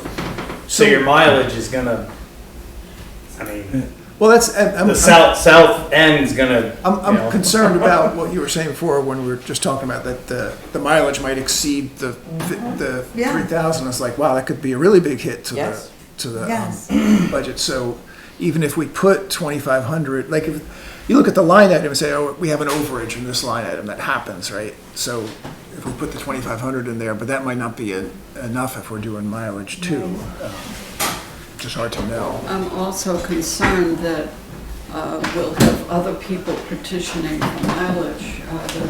It's a stipend that recognizes that there's travel and observation and decision-making and liability. Like the dog warden goes all over the town and Yeah. does deal with some dangerous situations. So If I want to talk He about doesn't dangerous, get- I've had guns pulled on me twice over Oh, it's for permits. Mary Ann. Yeah. Well, They I'm get not gonna aggressive. get into a debate over relative dangers. I'm just saying the dog warden does not get mileage as part of the stipend. The tree warden does not get mileage. No. That's true. And that stipend was a law the state passed on it. We had, that's the law. So And I think it's mostly to make the tree warden feel guilty for doesn't doing it. what if, I think the fire warden is the one that they travel the most out of all these positions. And it is all spring, summer, and fall long. I think what they're requesting is feasible. Not feasible budget-wise, but considering everything else we look at for what they do and how safe they keep us. It's a all. safety issue. There's a fine line between the safety, I think, and a budget problem. That we I think need- something can be We gotta worked figure out something with out. budget to cover a I've safety already said for issue. the first year, until next budget cycle, we'll wash the mileage. yeah. And we'll take it on the chin if it has to happen. I was about to say that it would be a good idea to, especially for budgeting, if we knew like, okay, the next year, you know, this is the kind of mileage that we're talking about, and we can, We've never tracked mileage, we've tracked permits. yeah, right. So if we can And- track it for the next year. We I could. think that's more of the thing you need to look at is the number of permits, the time, and not necessarily the mileage. It's the number of actual permits, which they already track, and we already have that data. Because, I mean, yes, it takes time and wear and tear on your vehicle, but at the same time, just dealing, you don't know, what you're gonna encounter down the road. So, But that muddies the waters more when we start looking We at the have- mileage payment. too. We also get the call from residents. There's a fire out there. Do you have a permit out for it? Look in my book. No, I don't. As the fire warden or the deputy, we have to go down there and address that problem, whether it was a written permit or not. So, I mean, and that's happened. I did a number of those last year. I don't know exactly how many because I didn't track them because I just did the permit part because of the book. right. But, I mean, What, I mean, can we look at doing a per permit cost? Again, we have to figure out the budget, but let's say it was $25 per permit. You guys track mileage, we start looking at for the budget next year, like, if, look at what the burden is in terms of mileage. So if we go with the or 51 halfway through the year, permits sort of. at 25 a permit,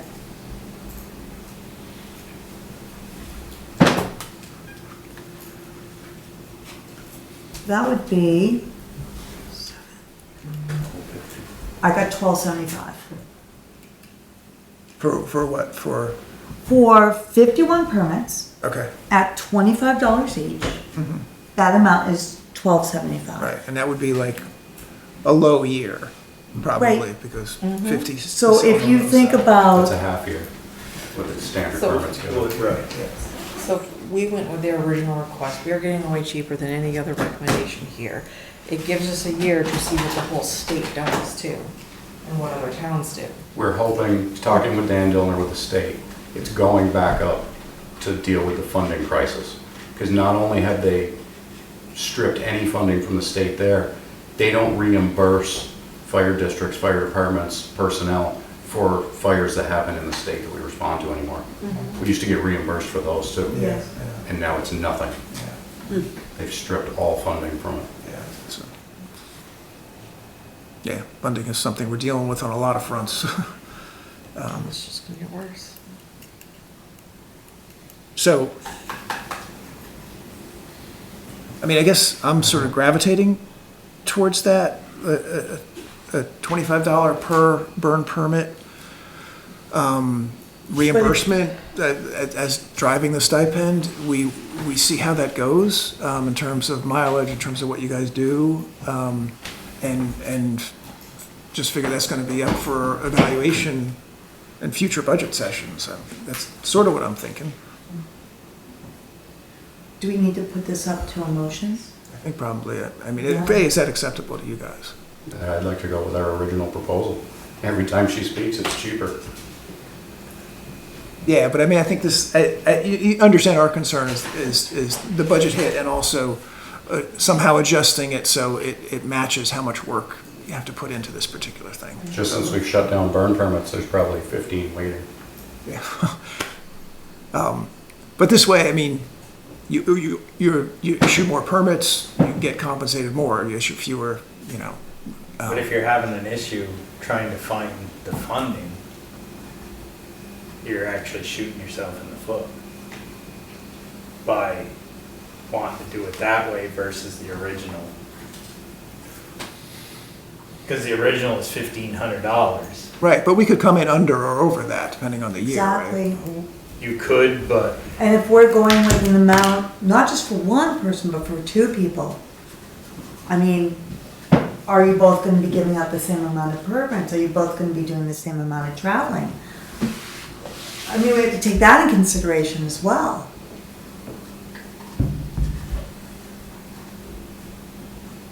I guess I'm kind of thinking that if we take that 25 per permit, we go with last year's figure, we get a figure of $12.75. We could either decide to do that per person, or we could have it. And do half of have the amount be $12.75 between two people. But I mean, last year was a low year. So, do we wanna so if we're gonna say it's double, or do we wanna say it's like 1.5? We take that, So are you saying, like, rather than give them, like, pay them quarterly per Exactly. permit? Set a stipend. Just kind of guess what the number of permits are gonna be Yes. based on take 25. some sort of average of the amount of permits that went last year. If it was a low year, maybe we go from 51 to 75. Probably should look at the last couple of years then, if you're gonna do an average. If we're gonna do an average, then we'd need the last couple of years to do it. How many have you given this year already? Does anybody know? not off the top of my head, but the permit book is about 30 in it and it's almost full, so. So close to, let's say 30. You have another 15 waiting. That's just May, June, and part of July. So if we took the 51 and the 45 that we have right now, The highest year I ever did, if I recall right, was 129. okay. It was the highest year. And that was a few years ago, am I correct? Like Probably 5 7 years or 8 ago? years 7 or ago. 8 years ago, okay. Do you I mean, have, I'm gonna say since I've been doing it the 4 years, after I took over after Mark, you're gonna come close to 75 to 80 permits so a about, year. I mean, it might be a little less, might be a little more, but I'm thinking that's probably gonna be. Okay. So if we go with a higher figure of 80, and we do 25 a permit,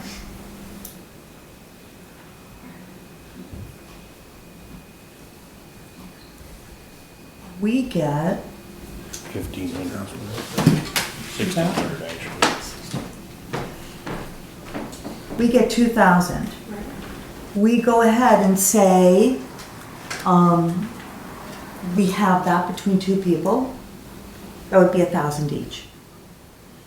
So it's not quite 1,500, but it's a whole lot less than 100. More than 100. What do we think? You're asking us to do the same bet on less money. Was that? You're asking us to do the same bet on less money. Well, to take a year's worth of permits and divide it between two people. If we're gonna have, I mean, and then you could actually see who has more or less or whatever and kind of divide it that way. That actually gives you, it does increase your work, but it also makes it so you have half of it and the deputy has half of it. What do we think of that option? I like it, but it's not budgeted. It's still $2,000 we don't have. I'll be right back. Yeah, there's an overage on a line item, right? I mean, There's an overage on a line item. Sometimes we deal with that, whatever it is.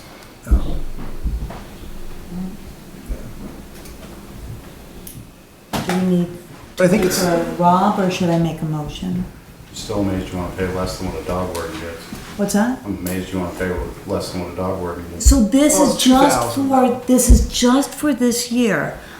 Please keep track of your expenses. Keep track of the mileage, keep track of the expenses in doing the work. So we can have something to go, say that this is a preliminary amount for this first time, because this is unknown territory for us. Yeah, and I think- Unfortunately, we've never kept track of this before, and poor Rogers never, hasn't been paid in I mean, a dog's age. I think from our perspective, it's more like we're paying for a service. We're not paying two guys. We're paying for a service. So we're paying, in this proposal, we're paying $2,000 for the service of that. The only reason there's a deputy is to help the community in the speed of permits and stuff Right, like that. right. No, I understand. And no other benefit, because that's the only thing they gave a deputy is Yeah. the permit writing ability. Right, right. And I write a permit. I'm still liable. He's still liable. Right, but I guess what I'm trying to say I is, mean, like, it's- if you're comparing to the dog warden, we have one dog warden who provides that service. We pay him $1,260 at this point. And we have a service that's getting burn permits and whatever, the fire warden stuff, like if there's a forest fire and stuff like that. So we're not thinking we're paying two people, we're thinking we're paying for this service, and that's $2,000 we're talking about. Remember, a dog warden goes out for a 15-minute call. We spent 3 days on White Rocks. There have been dog calls that we've been involved, that we've heard about, that have taken much longer than Yeah, 15 and I don't minutes. mean to compare what you do to the dog warden. Exactly. What I'm trying to get across is that we're thinking of it as a service to the town and what we pay. And I And I think, think I'm seeing this more as a starting point. This gives us something, it probably doesn't equate to what it needs to be at, but with where we are and the hole we're in, we're trying to keep our costs down just so that we don't go too far over budget, yet we're getting closer to compensating you properly, and then we can work off this number. We can always increase this number. At least this is a lot more than what had been done. and I think we all recognize we'll have to reevaluate as it goes on. And so you guys have a bigger territory to cover, stuff like that. So Yeah. how much of a burden that turns out to be, I think that's, Okay.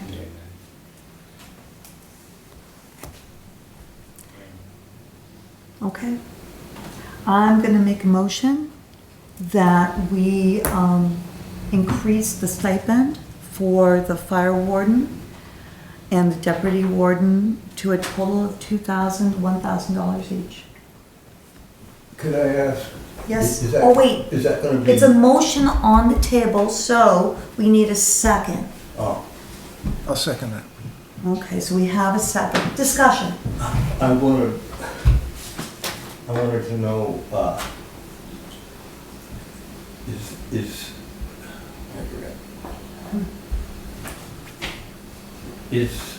is that gonna be paid for by tax money or user fee?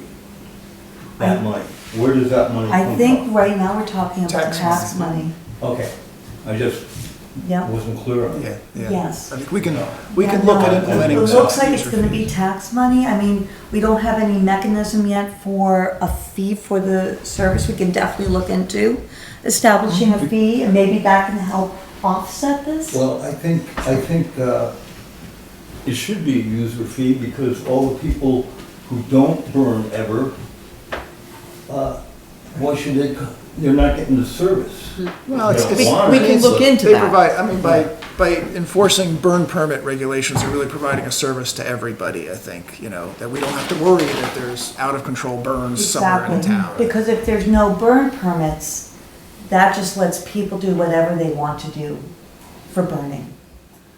And then the fire warden has to go and check into that illegal fire At 2 o'clock in the morning. at 2 o'clock in the morning. Yeah, I think it's not just a service to the people who are applying for the permits. To me, that's a service to the town. It's a It's service to an the entire town. town's wide service, yeah. Because we Yeah, see it as no, service to the town. So I don't think we need to discuss fees at this point.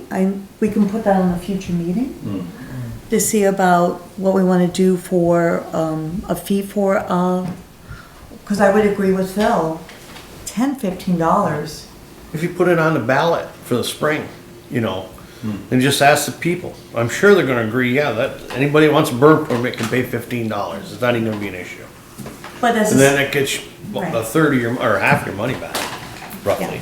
so the motion is, any further discussion on this? Okay. Ann? Can I ask a quick question? Yes. When do you guys create your budget?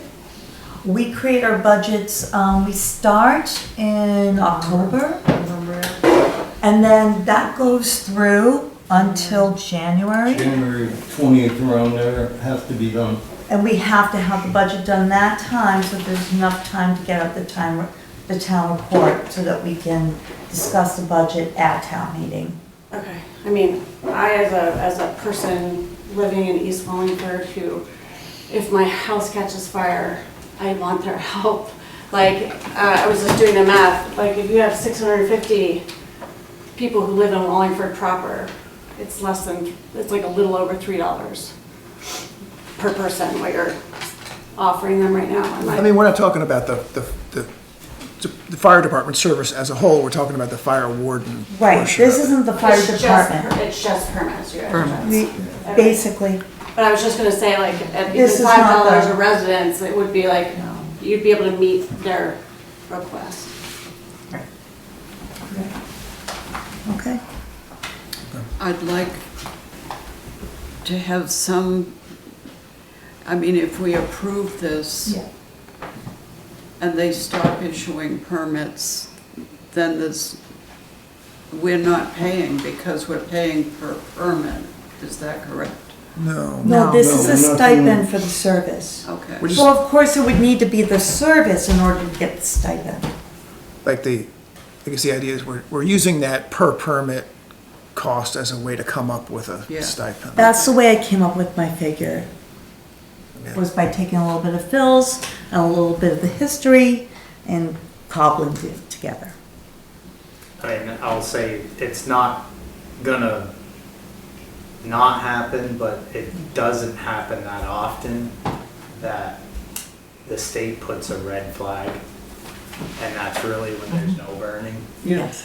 And they leave it up to the warden and the deputy to figure out, you know, they do low, moderate, high, very high, and then red flag. So, you know, we see that, and that's a tool that we can use to base on whether you're gonna Okay. give a permit or not. The state puts out a daily email to us as well that goes over moisture levels and weather patterns, and Right. gives you a better idea of whether you should even issue. Does your log keep track of the ones you deny to? Never No. has. Because, I mean, that's where we want, I mean, that's what we're also not taking into consideration. That's true. Is the ones that they're denying due to our safety. We're only looking at the ones they're issuing. And it's those denied ones that I'm more, to me, are more valuable. So if we can And I'll have be honest, actually, information on that too. one of the denied ones that I did, not last year, but the year before, the guy actually decided, To do I it- don't care. To do it I'm anyways. gonna do it anyways. So it ended up being Oh, a permit, or not a permit, it ended up being a call that we had to go to, put out. I had to fill out the report. It was an illegal burn. Is there a they get a fine for that? is the, They did not get a fine, but the state people that we had to help us come down, they did come down, and basically he talked to the guy and said, we can do this nicely, or we can do it not nicely. So he gave him the choice, and if he wanted to work nicely, you know, he didn't end up with anything, but he could have ended up with a fine if he wanted We to. used to be able to write as a warden, it was actually a criminal ticket. And the state strips us of that power. So now it all lands on a gentleman up the street who's the air quality officer for the state of Vermont. Yeah, Patrick Lowe. So he's the one that has to come down. oh, wow.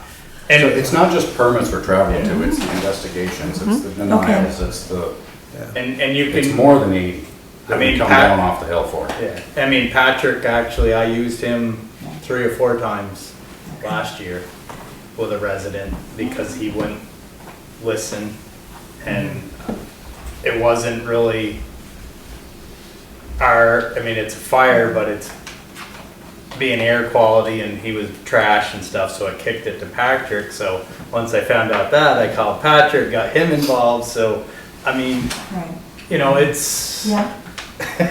he probably wishes I didn't get his number. So there is a motion on the table. Let's vote the motion. All those in favor of the motion? Aye. Aye. Any opposed? Motion passes. Thank you for your time. We have a starting point. Thank you for everything you do. Thank you, guys. And thank you for everything you do. Yeah. Thank you for everything you It's do. good to get a better window into what you guys are doing. No It's a idea. separation, I mean, we work for these guys over here, and then they dumped it on you. It's all in the works for Dan and the state, we're trying. Okay. Yeah, yeah. And you're not, like she was saying, the only town. I mean, there's a lot of towns, a lot of members that Yeah. didn't have it, that got shoved to it. The There's a- petition statewide now is at 80 chiefs. Right. Oh, okay. We'll see what happens. And see, I can't sign that petition as Right. much as I'd like to. Right. But Mark can, and I Well, know there we he go. did, so. Maybe he can sign twice. Thank you. Thank you. Have a good evening. You guys. Okay. Where's the switch? In the back. The back wall. We are moving on to the parking ban ordinance Yes. on Florence Florence Avenue. Avenue. If you, try to turn left there, coming out of Florence Avenue in the last 50 years, if there's cars there, it's not, you can't see. It's almost like you have to guess. And the visibility is, Yes. we have control over the parking on Route 7. We have control. We have an ordinance that gives us that control. And there is a no parking here to corner sign down there, but it's 6 feet from Florence Avenue. And I have a memory, I don't know if it's true, of either I was on the board or somebody asked the state to put a no parking here to corner sign down, and they put it there because it's not in our ordinance. What it says is every other street, you have to be 6 feet from the corner. You know, so, did you all get Yes. did you all get, I put it on your table, what the possible. Yeah. so, there's a list. It says amended parking ordinance on the top of Adopting and amending ordinances. it. Well, there's this one that he's actually, Okay. has the details. It was on This your, is, it was on that cluster, but, yeah. Yeah, I see it. Carol's got it. in our ordinance, in section 2212, it says no parking zones, and there's a list of intersections and the distance and direction of each no parking place, and it goes all the way down to J, ABC to J, Can I see that? Maple Street, Thank you. I but know I there's have it, nothing about Florence Avenue on there. So I measured from the center line of Florence Avenue along the sidewalk, past the bridge, and then there's more sidewalk between the bridge as it goes to the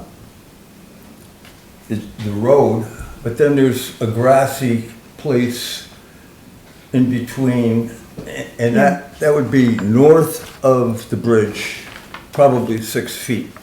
But there's a place there we could put it, and so what we would need to do is add K. So I have the proposed ordinance in front of me. Oh, yeah, Yeah, this is with Rob's measurement. right, that's the wording, right?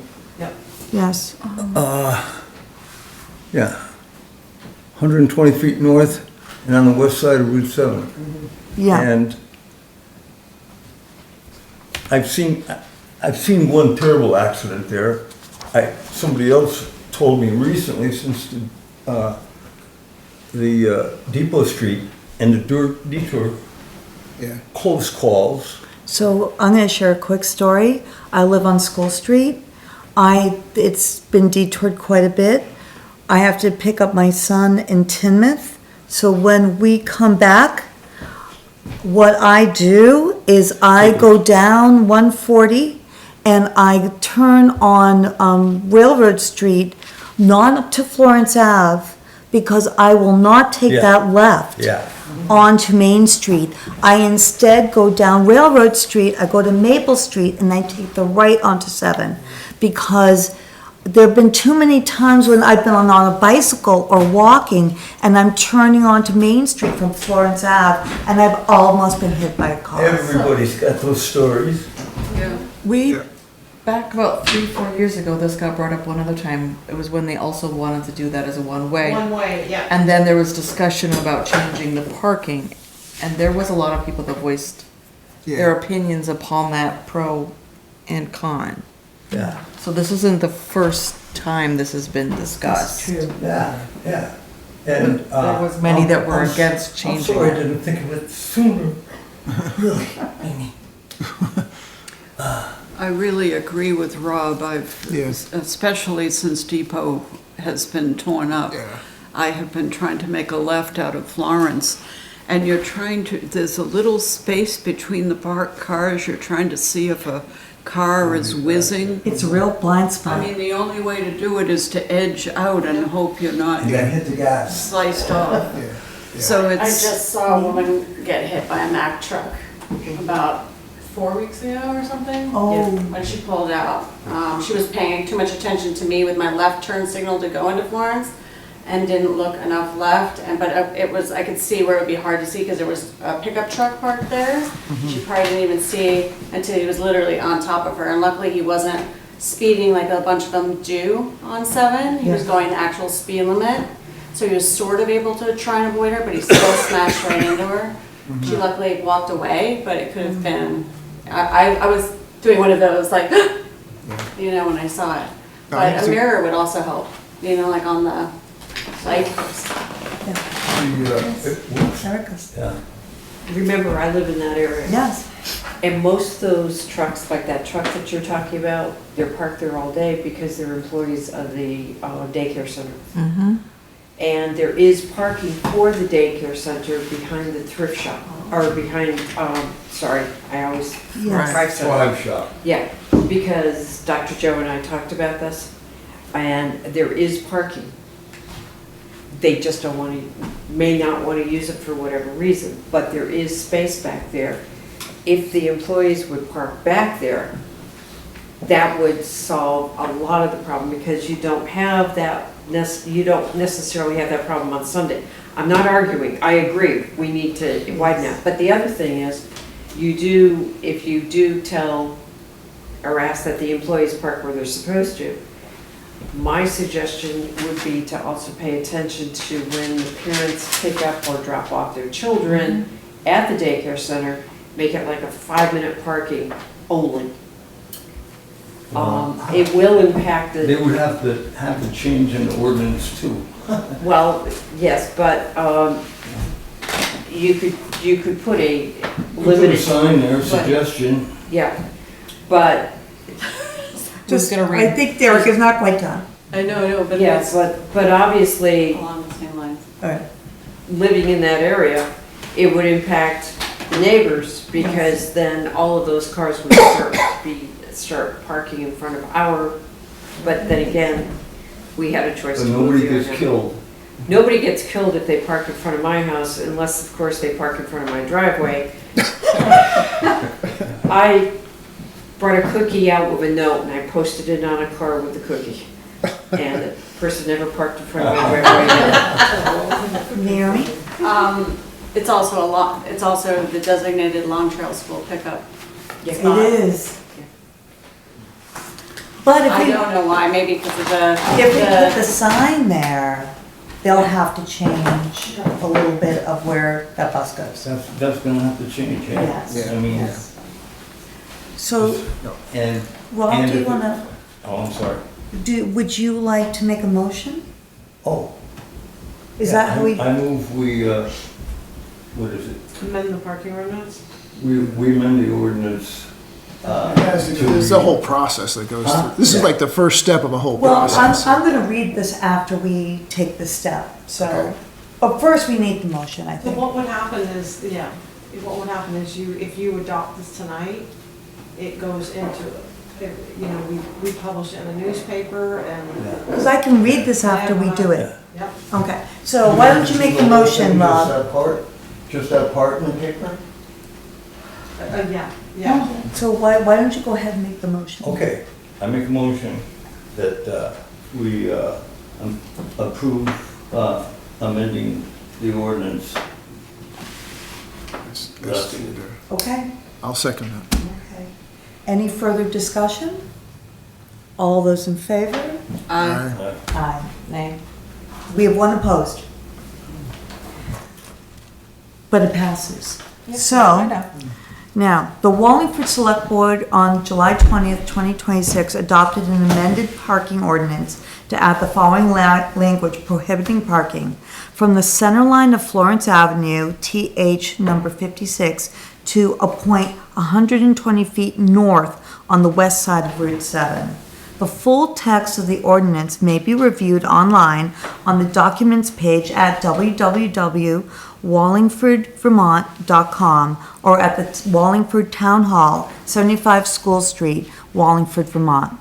Citizens have the right to petition pursuant to 24 VSA 1973 for a vote on the amendment. A petition for a vote on the question of disapproving an ordinance or rule shall be signed by not less than 5% of the qualified voters of the municipality and presented to the legislative body or the clerk of the municipality within 44 days following the date of adoption of the ordinance or rule by the legislative body. Comments may be forwarded to Wallingford Town Administrator, 75 School Street, Wallingford, Vermont, 05773 or 802-446 2872.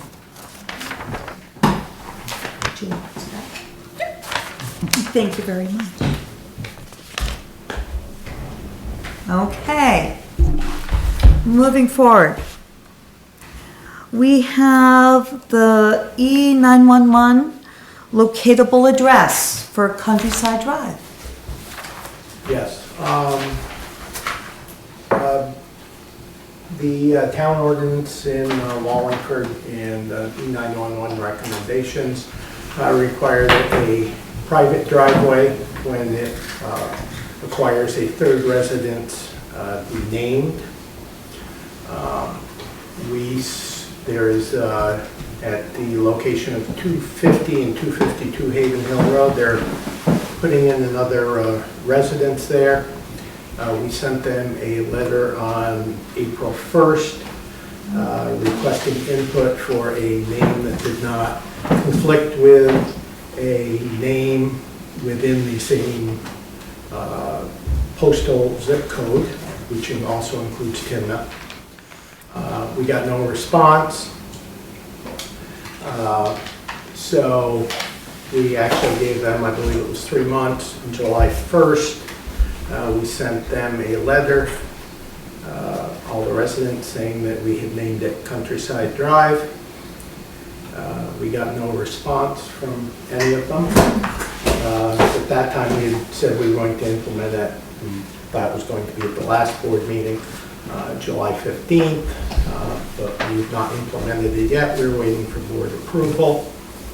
And then we will send it to E911, notify the post office and the emergency services. Okay. And we don't have to do anything. All you have to say is you're approving that private road.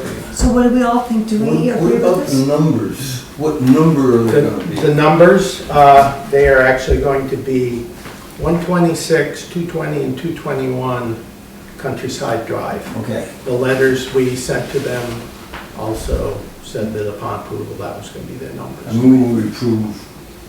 Okay. Second, yeah. Okay, all those in favor? Aye. Aye. Perfect. And just so you're aware, there's also there'll be an upcoming private road naming on East Street because of the same circumstance. We've been in contact with those people. Okay. And they're going to come up with the road name. Will the town pay for the street sign? This town pays for the street sign, yes. Okay. And the town, according to the ordinance, the town will actually put the first road sign in. Okay. It has to be better than Hateful Hill. Not my doing. Okay. Okay? Yes. Thank you. Okay. Okay, Cecile, you've been waiting a long time. Vermont Emergency Buyout, 33 Weston Road. It's taken The up. buyout isn't mine. No, but, I- yes, so, yes. So it's about 3 years, but it looks like the Vermont Emergency Management has scheduled a closing date for the town buyout on the 100 property at 33 Weston Road.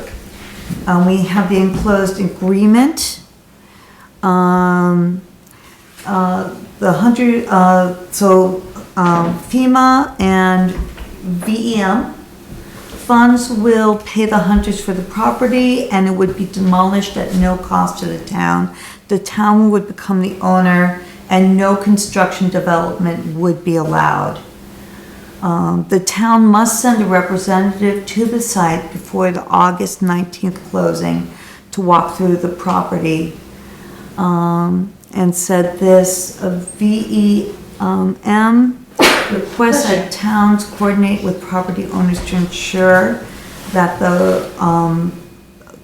the best of the owner's abilities, all debris, including trash, furniture, vehicles, trailers, propane tanks, personal belongings, and other items are removed from the property prior to the closing. So who should do the walkthrough? is the walkthrough with the owner, or is it just like, you just go up there and look at it, or what? We would coordinate with the owner, they would probably be on site too. It's the day before the closing, just to walk through, because we're gonna become the owner. It's almost like if I bought a house, I'm gonna do a walkthrough if the day before the closing, to see, make sure everything's out, nothing's been damaged or whatever. So just somebody would have to walk through with the hunters the day before, make sure everything's, so that when we close, you know, we're not getting rid of things that Right, not included in the demolition. right, and there's no underground tanks or anything, we're sure of that? That wouldn't be evident in a walkthrough. I just saw the propane tank listed Yeah. here. We're just going on there, good I'm word. that assuming there's- they're nothing underground. I mean, I don't think that's allowed anymore, is that? I don't know. No, we've got an underground tank. Yes, we're looking into getting an underground tank. Yeah. Yeah, they're still allowed. We would ask them if there's underground tanks and what happens with that. I mean, I don't know. That's the normal thing you would ask when you're closing on a house. Underground tanks. I mean, I'm happy to do the walkthrough. Okay. Sure. I mean, So especially if you want to give me a list of questions, like within the next week, I can prepare those and see what, you know, I can ask both the Vermont Emergency Management and the hunters the same questions, like what we're supposed to be. I mean, I asked that question, like, what are we supposed to be looking for? That's why he gave me that list of things to look for, but, you Yeah. know, I can follow up with what about underground? Are we supposed to, you know, what do we do with that? That's the only, I'll think Because about it. the That's the thing only- is gonna be demolished, so I mean, if there's something underground, then I'm assuming the hunters have gotta take care of that beforehand. I would think so. Yeah. That's the only thing that comes to mind right now, but I'll think about it. If you think about it in the next day or two, just anything else, and then I can make that one email to the state and Okay. do walkthrough. And I provide. mean, unless someone else wants to do it, I just figured that was gonna be something that You we're gonna do fight over. everything, Glenn. I'm just Does nosy the about other person people's who property. does the walkthrough also have to do the closing? Well, it says here, VEM wants to know if someone representing the town would be available to attend the closing on August 19th at 11 a.m. at 430 Shelburne Road in Burlington. I'd really rather not have to drive up the road. Well, it says if someone would be available, so it sounds like you're not available. I know that I'm not available. Well, I mean, if nobody goes, then there's gonna have to be a lot of paperwork done before then, or the closing's not gonna happen, so. It's sticky if we can't get somebody up there. Ann, are you available? I could do it. When is it? I mean, August 19th at 11 a.m. at 430 Shelburne Road. I have a big event happening on the 20th, and, But don't they But do isn't things the date they virtually? want, the observation, the 18th? so before the 19th, so that could be the 18th, I'm not sure if it's the 17th. Could be either, right? Right. Can't they set the date? We're talking about the closing right now. Pardon me? We'll coordinate with the hunters about the walkthrough. We're talking about the closing right now. Yeah. Yeah, the last two closings I've done, it's all been virtual. I don't understand. yeah, What are you asking? Like the last few closings I've done, it's all been virtual, like you don't have to Yeah. be there in person. me too. This house was, I asked them if there was Vermont House was any, I asked virtual. them if there was anything the town needed to do, and they said yes, attend the closing. If not, they're gonna do some paperwork in advance, so. I mean, I could ask them what a virtual closing well, too. I'll do it. I'll find somebody to stay with my dog. I can ask That's about my it in the big day off issue. from work if you want. No, I don't look like I have a meeting scheduled don't yet. take time off. You sure? I'm not gonna Solving the go. dog is easier. How about this? Give me, my daughter can help me. I mean, if there's an option for a virtual closing, I'll ask them, and they can just forward I don't know how that works with paperwork, how you sign it virtually, I don't know how that works. Somebody has to be up there to sign papers, is that it? Yeah. I guess, I don't know, how did virtual paperwork, how Just does have virtual? electronic signature, it's just. Yes, electronic signature. I think That's beyond me. in one case, I gave power of attorney to my real estate attorney. I mean, it could And be just because of. they signed for me, so. Yeah, we don't Just have, ask. we don't We don't have have an an attorney attorney. representative, we don't That's have. it, we don't have an Yeah, attorney. you have somebody to. Well, just ask if any virtual is possible. Okay. Otherwise, I'll cover it. And if something comes up, I mean. Yeah, we did. I have canceled the last 3 vacation days that I put in for work, so I'm due a few. I might want to talk about your daughter staying at my house We can while I work at go that to too. Burlington. There we go. They both love dog and house today. Okay, She can raid the refrigerator. okay. This will be such a big day for the hunters. Yes. They've been waiting a long time. So it seems like we have that all set, and now, I didn't bring the paperwork, but I think that Sandy has it. Please give names. When at the close, please state your name and where you live. Cecile Beatty, B-E-T-I-T. I'm the neighbor to the hunters. I bought the house in 1971. I've been through all the floods, and I'm still there. At the time that I bought the house, both the Dubos and I, the house that I bought, had drilled wells. After the flood of 72 or 73, I'm just not quite sure, my well was contaminated, so I drilled a well. The Dubos continued to use the well on my property that I gave the right-of-way on in July of 1971. Then, because of the field and the changes up there and the manure and all there, that well became contaminated. Mr. and Mrs. Dubo drilled a well, so that property now has water. The big thing is that in my property, the well is at the other end, is at midway, I should say, to one side of a narrow place. And I'm getting to a point where I'm thinking I may not be living there forever. And for the sake of the title, it is very important that I clear that right of way. If you people are not going to use it, you're going to have a drilled well there anyway. There'll always be water there because there's a very deep, there's a good drilled well that was put in, I think, by Crosby's in Manchester. And they did it using the Colorado plan and all that measure and all that. So it's a very safe well.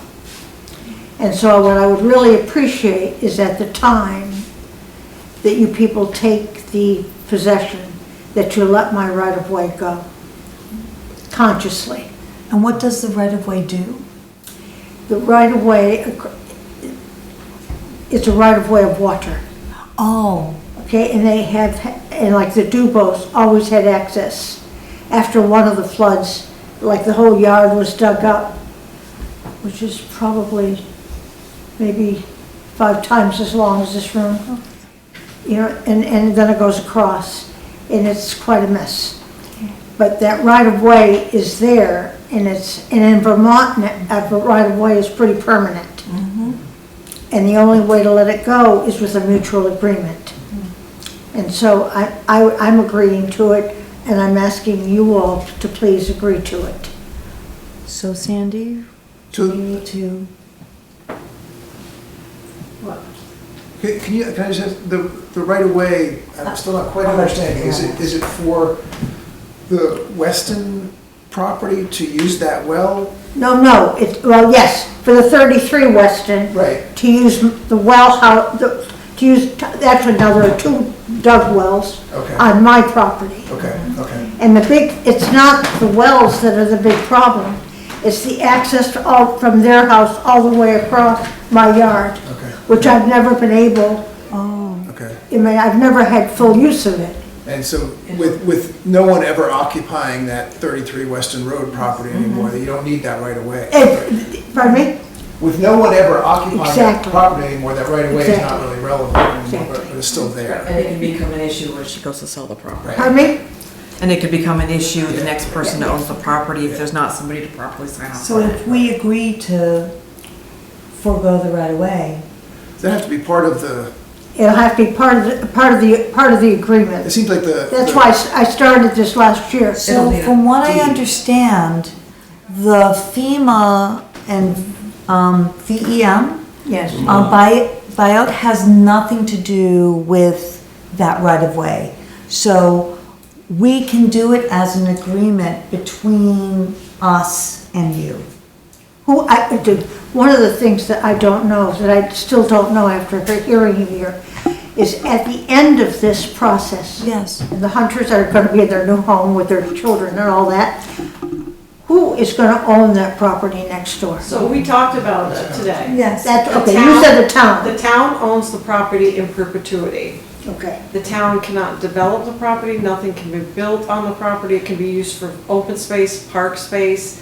You So know, there's a bench there, if- but there's no development there. If structures are destroyed, does that mean that well is destroyed No. as well? The well, no, the wells are on my, I have two wells on my property. But there's no well on the Weston's property. There's a drilled well. There's gonna be a pipe. Okay. So it'll get filled in probably. So that's gonna get filled in. Yeah. Yes. No, there's nothing to fill in really, Okay. except the pipe. I mean, the pipe is gonna be there. Nobody would fill in a drilled well. No. No, Okay. no, nobody. It'll be You never know. inaccessible. Pardon me? It'll be be inaccessible. It'll be Exactly. inaccessible, right? Exactly. Okay. And I will offer, since I can still do this, I will mow that property is when I mow. Yeah, I did it for the Dubos for quite a while, so anyway. but Well, anyway, it's gonna become permanently maintained as a green open space. Yes, And it's there to mitigate future flood risks. I didn't hear the last part. It's there to mitigate future flood risks. Exactly. Yes. And see, and when we do this, that means I will be able to do some things to mitigate the flooding as well.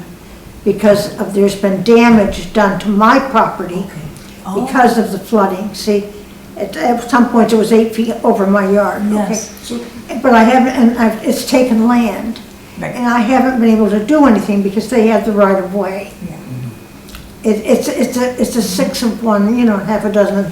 How is that right of way recorded? Is it part of the deed? Yes. It's on page 4, it's top of page 2 of the Dubose deed, and I think on the first page of my deed. So we'd have. I have the deeds, I sent the deeds last year to Sandy. I sent Kathy and Glenn the deeds that she sent Yes. earlier today. Yes. Probably didn't get a chance to see it, but So it's they're, not Okay. coming out of sight. But it's recorded, and the big thing, So we could do it, in other words, we could make I some, have them right they here. would have. and I don't know what kind of lawyer, if Everything they're, gets filed so that way if they, when the title search is done, it'll go properly through and they'll see that it's been, that the right of way has been,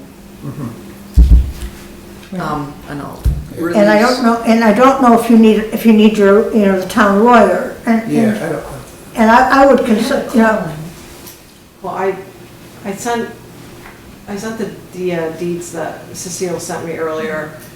I sent them up to Vermont Emergency Management, and then I also sent them to our town attorney. VEM said this is nothing that needs to be done at the buyout, so there's not a rush. Okay, There's not a okay. panic, but, so I only sent it this afternoon to our town attorney.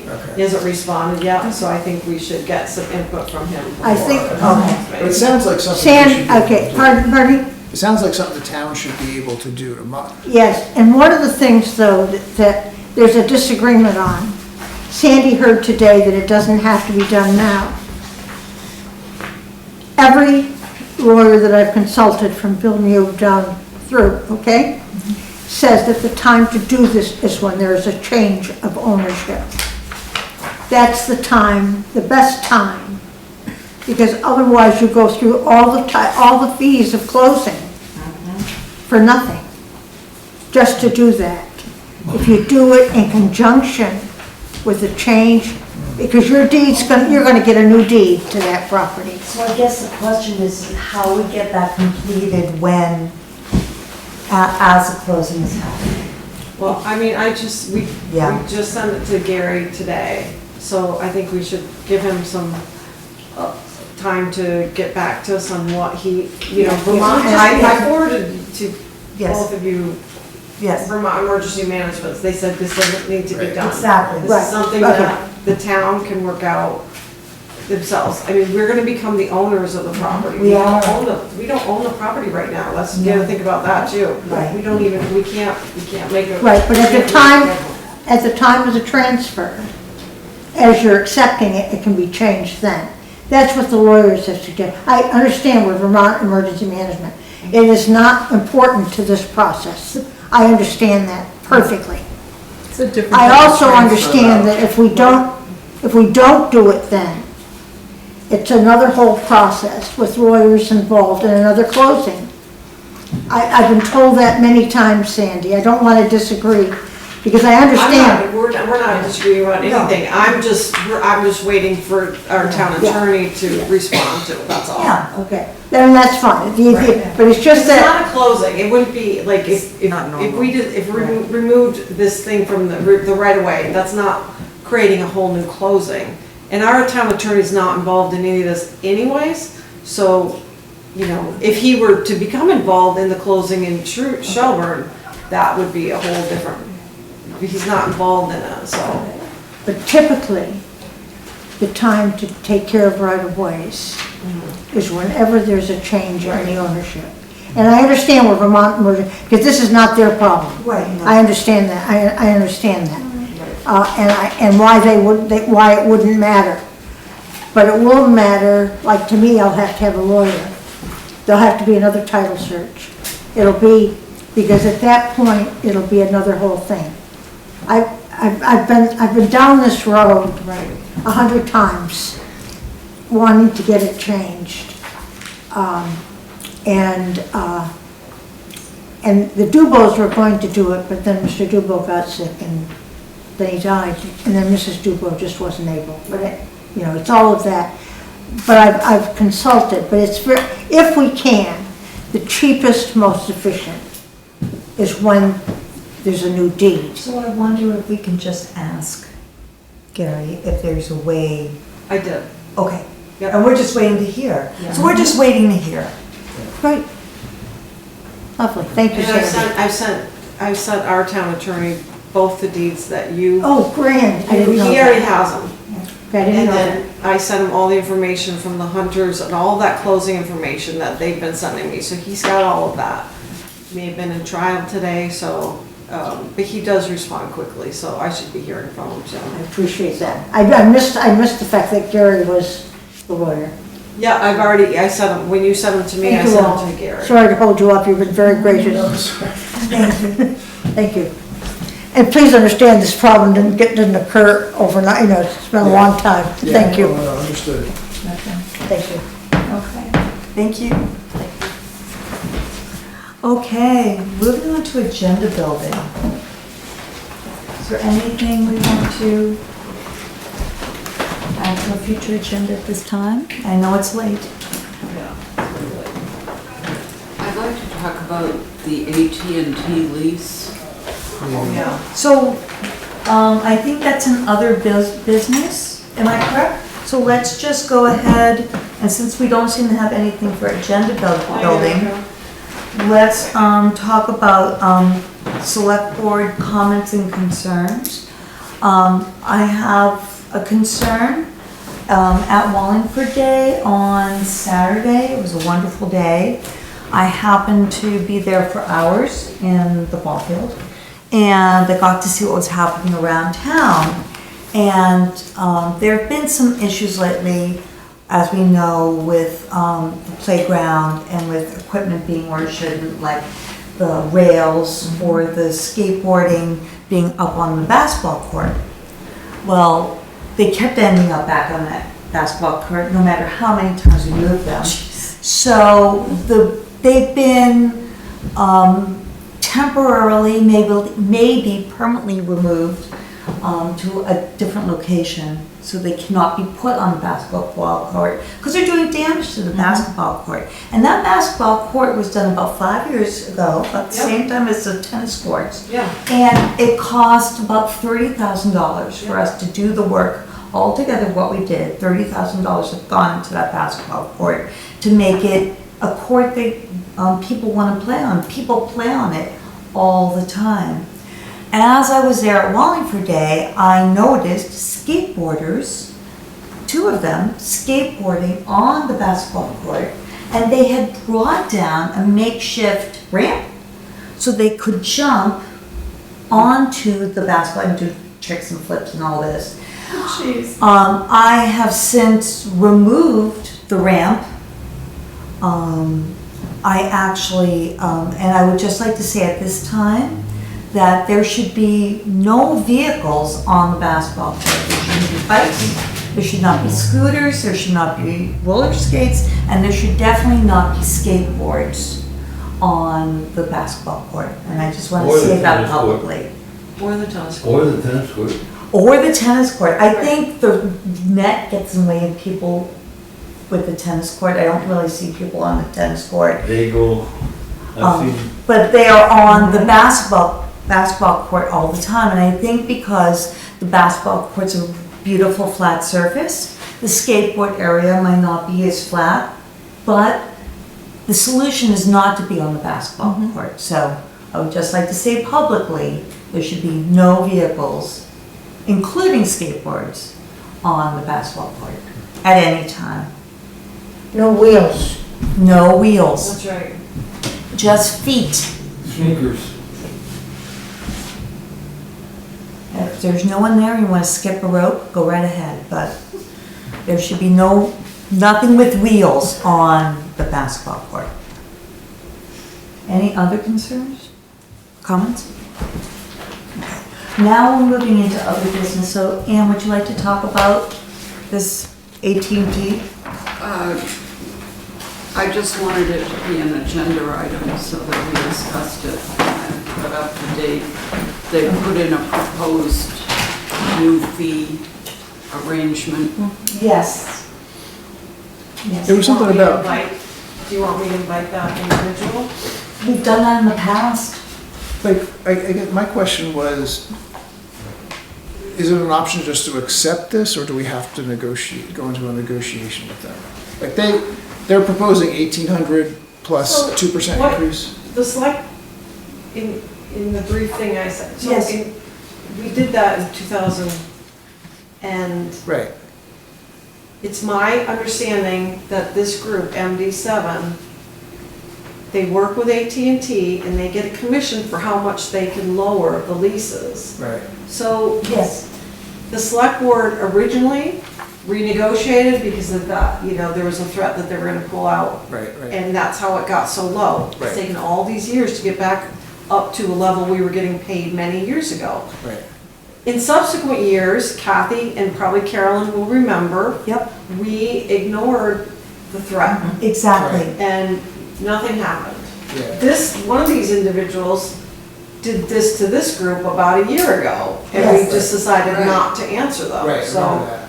that's an option too. That would be my suggestion, is that we don't We're still answer 2 years this. away from the end of the. Yeah, I don't want to invite them here. I want to. Right, I think that's a good idea, Ann. So I think my suggestion would be to ignore this.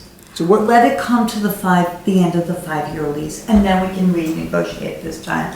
What they're trying to do is to give us less and less and less, Okay. push us down and down and down, until we get to the negotiation.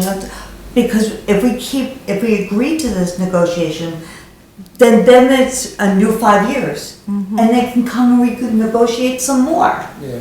We've never one time just filled out the term that we've always agreed on. It's Yeah. always like partway through, let's Yeah, renegotiate. So this two, like 1,800 with a 2% increase is less than we'd be Exactly. getting if we just left it alone. Yeah, so we're already getting like that, but we already have a 3% increase in our thing, so. Yeah. So if we take the 1850, on the surface they're giving us $50 more, Yeah. but they've given us less of a Less of a percentage. increase, yeah. So it will automatically be much less. And then they're talking about like, I don't know, 4 or 5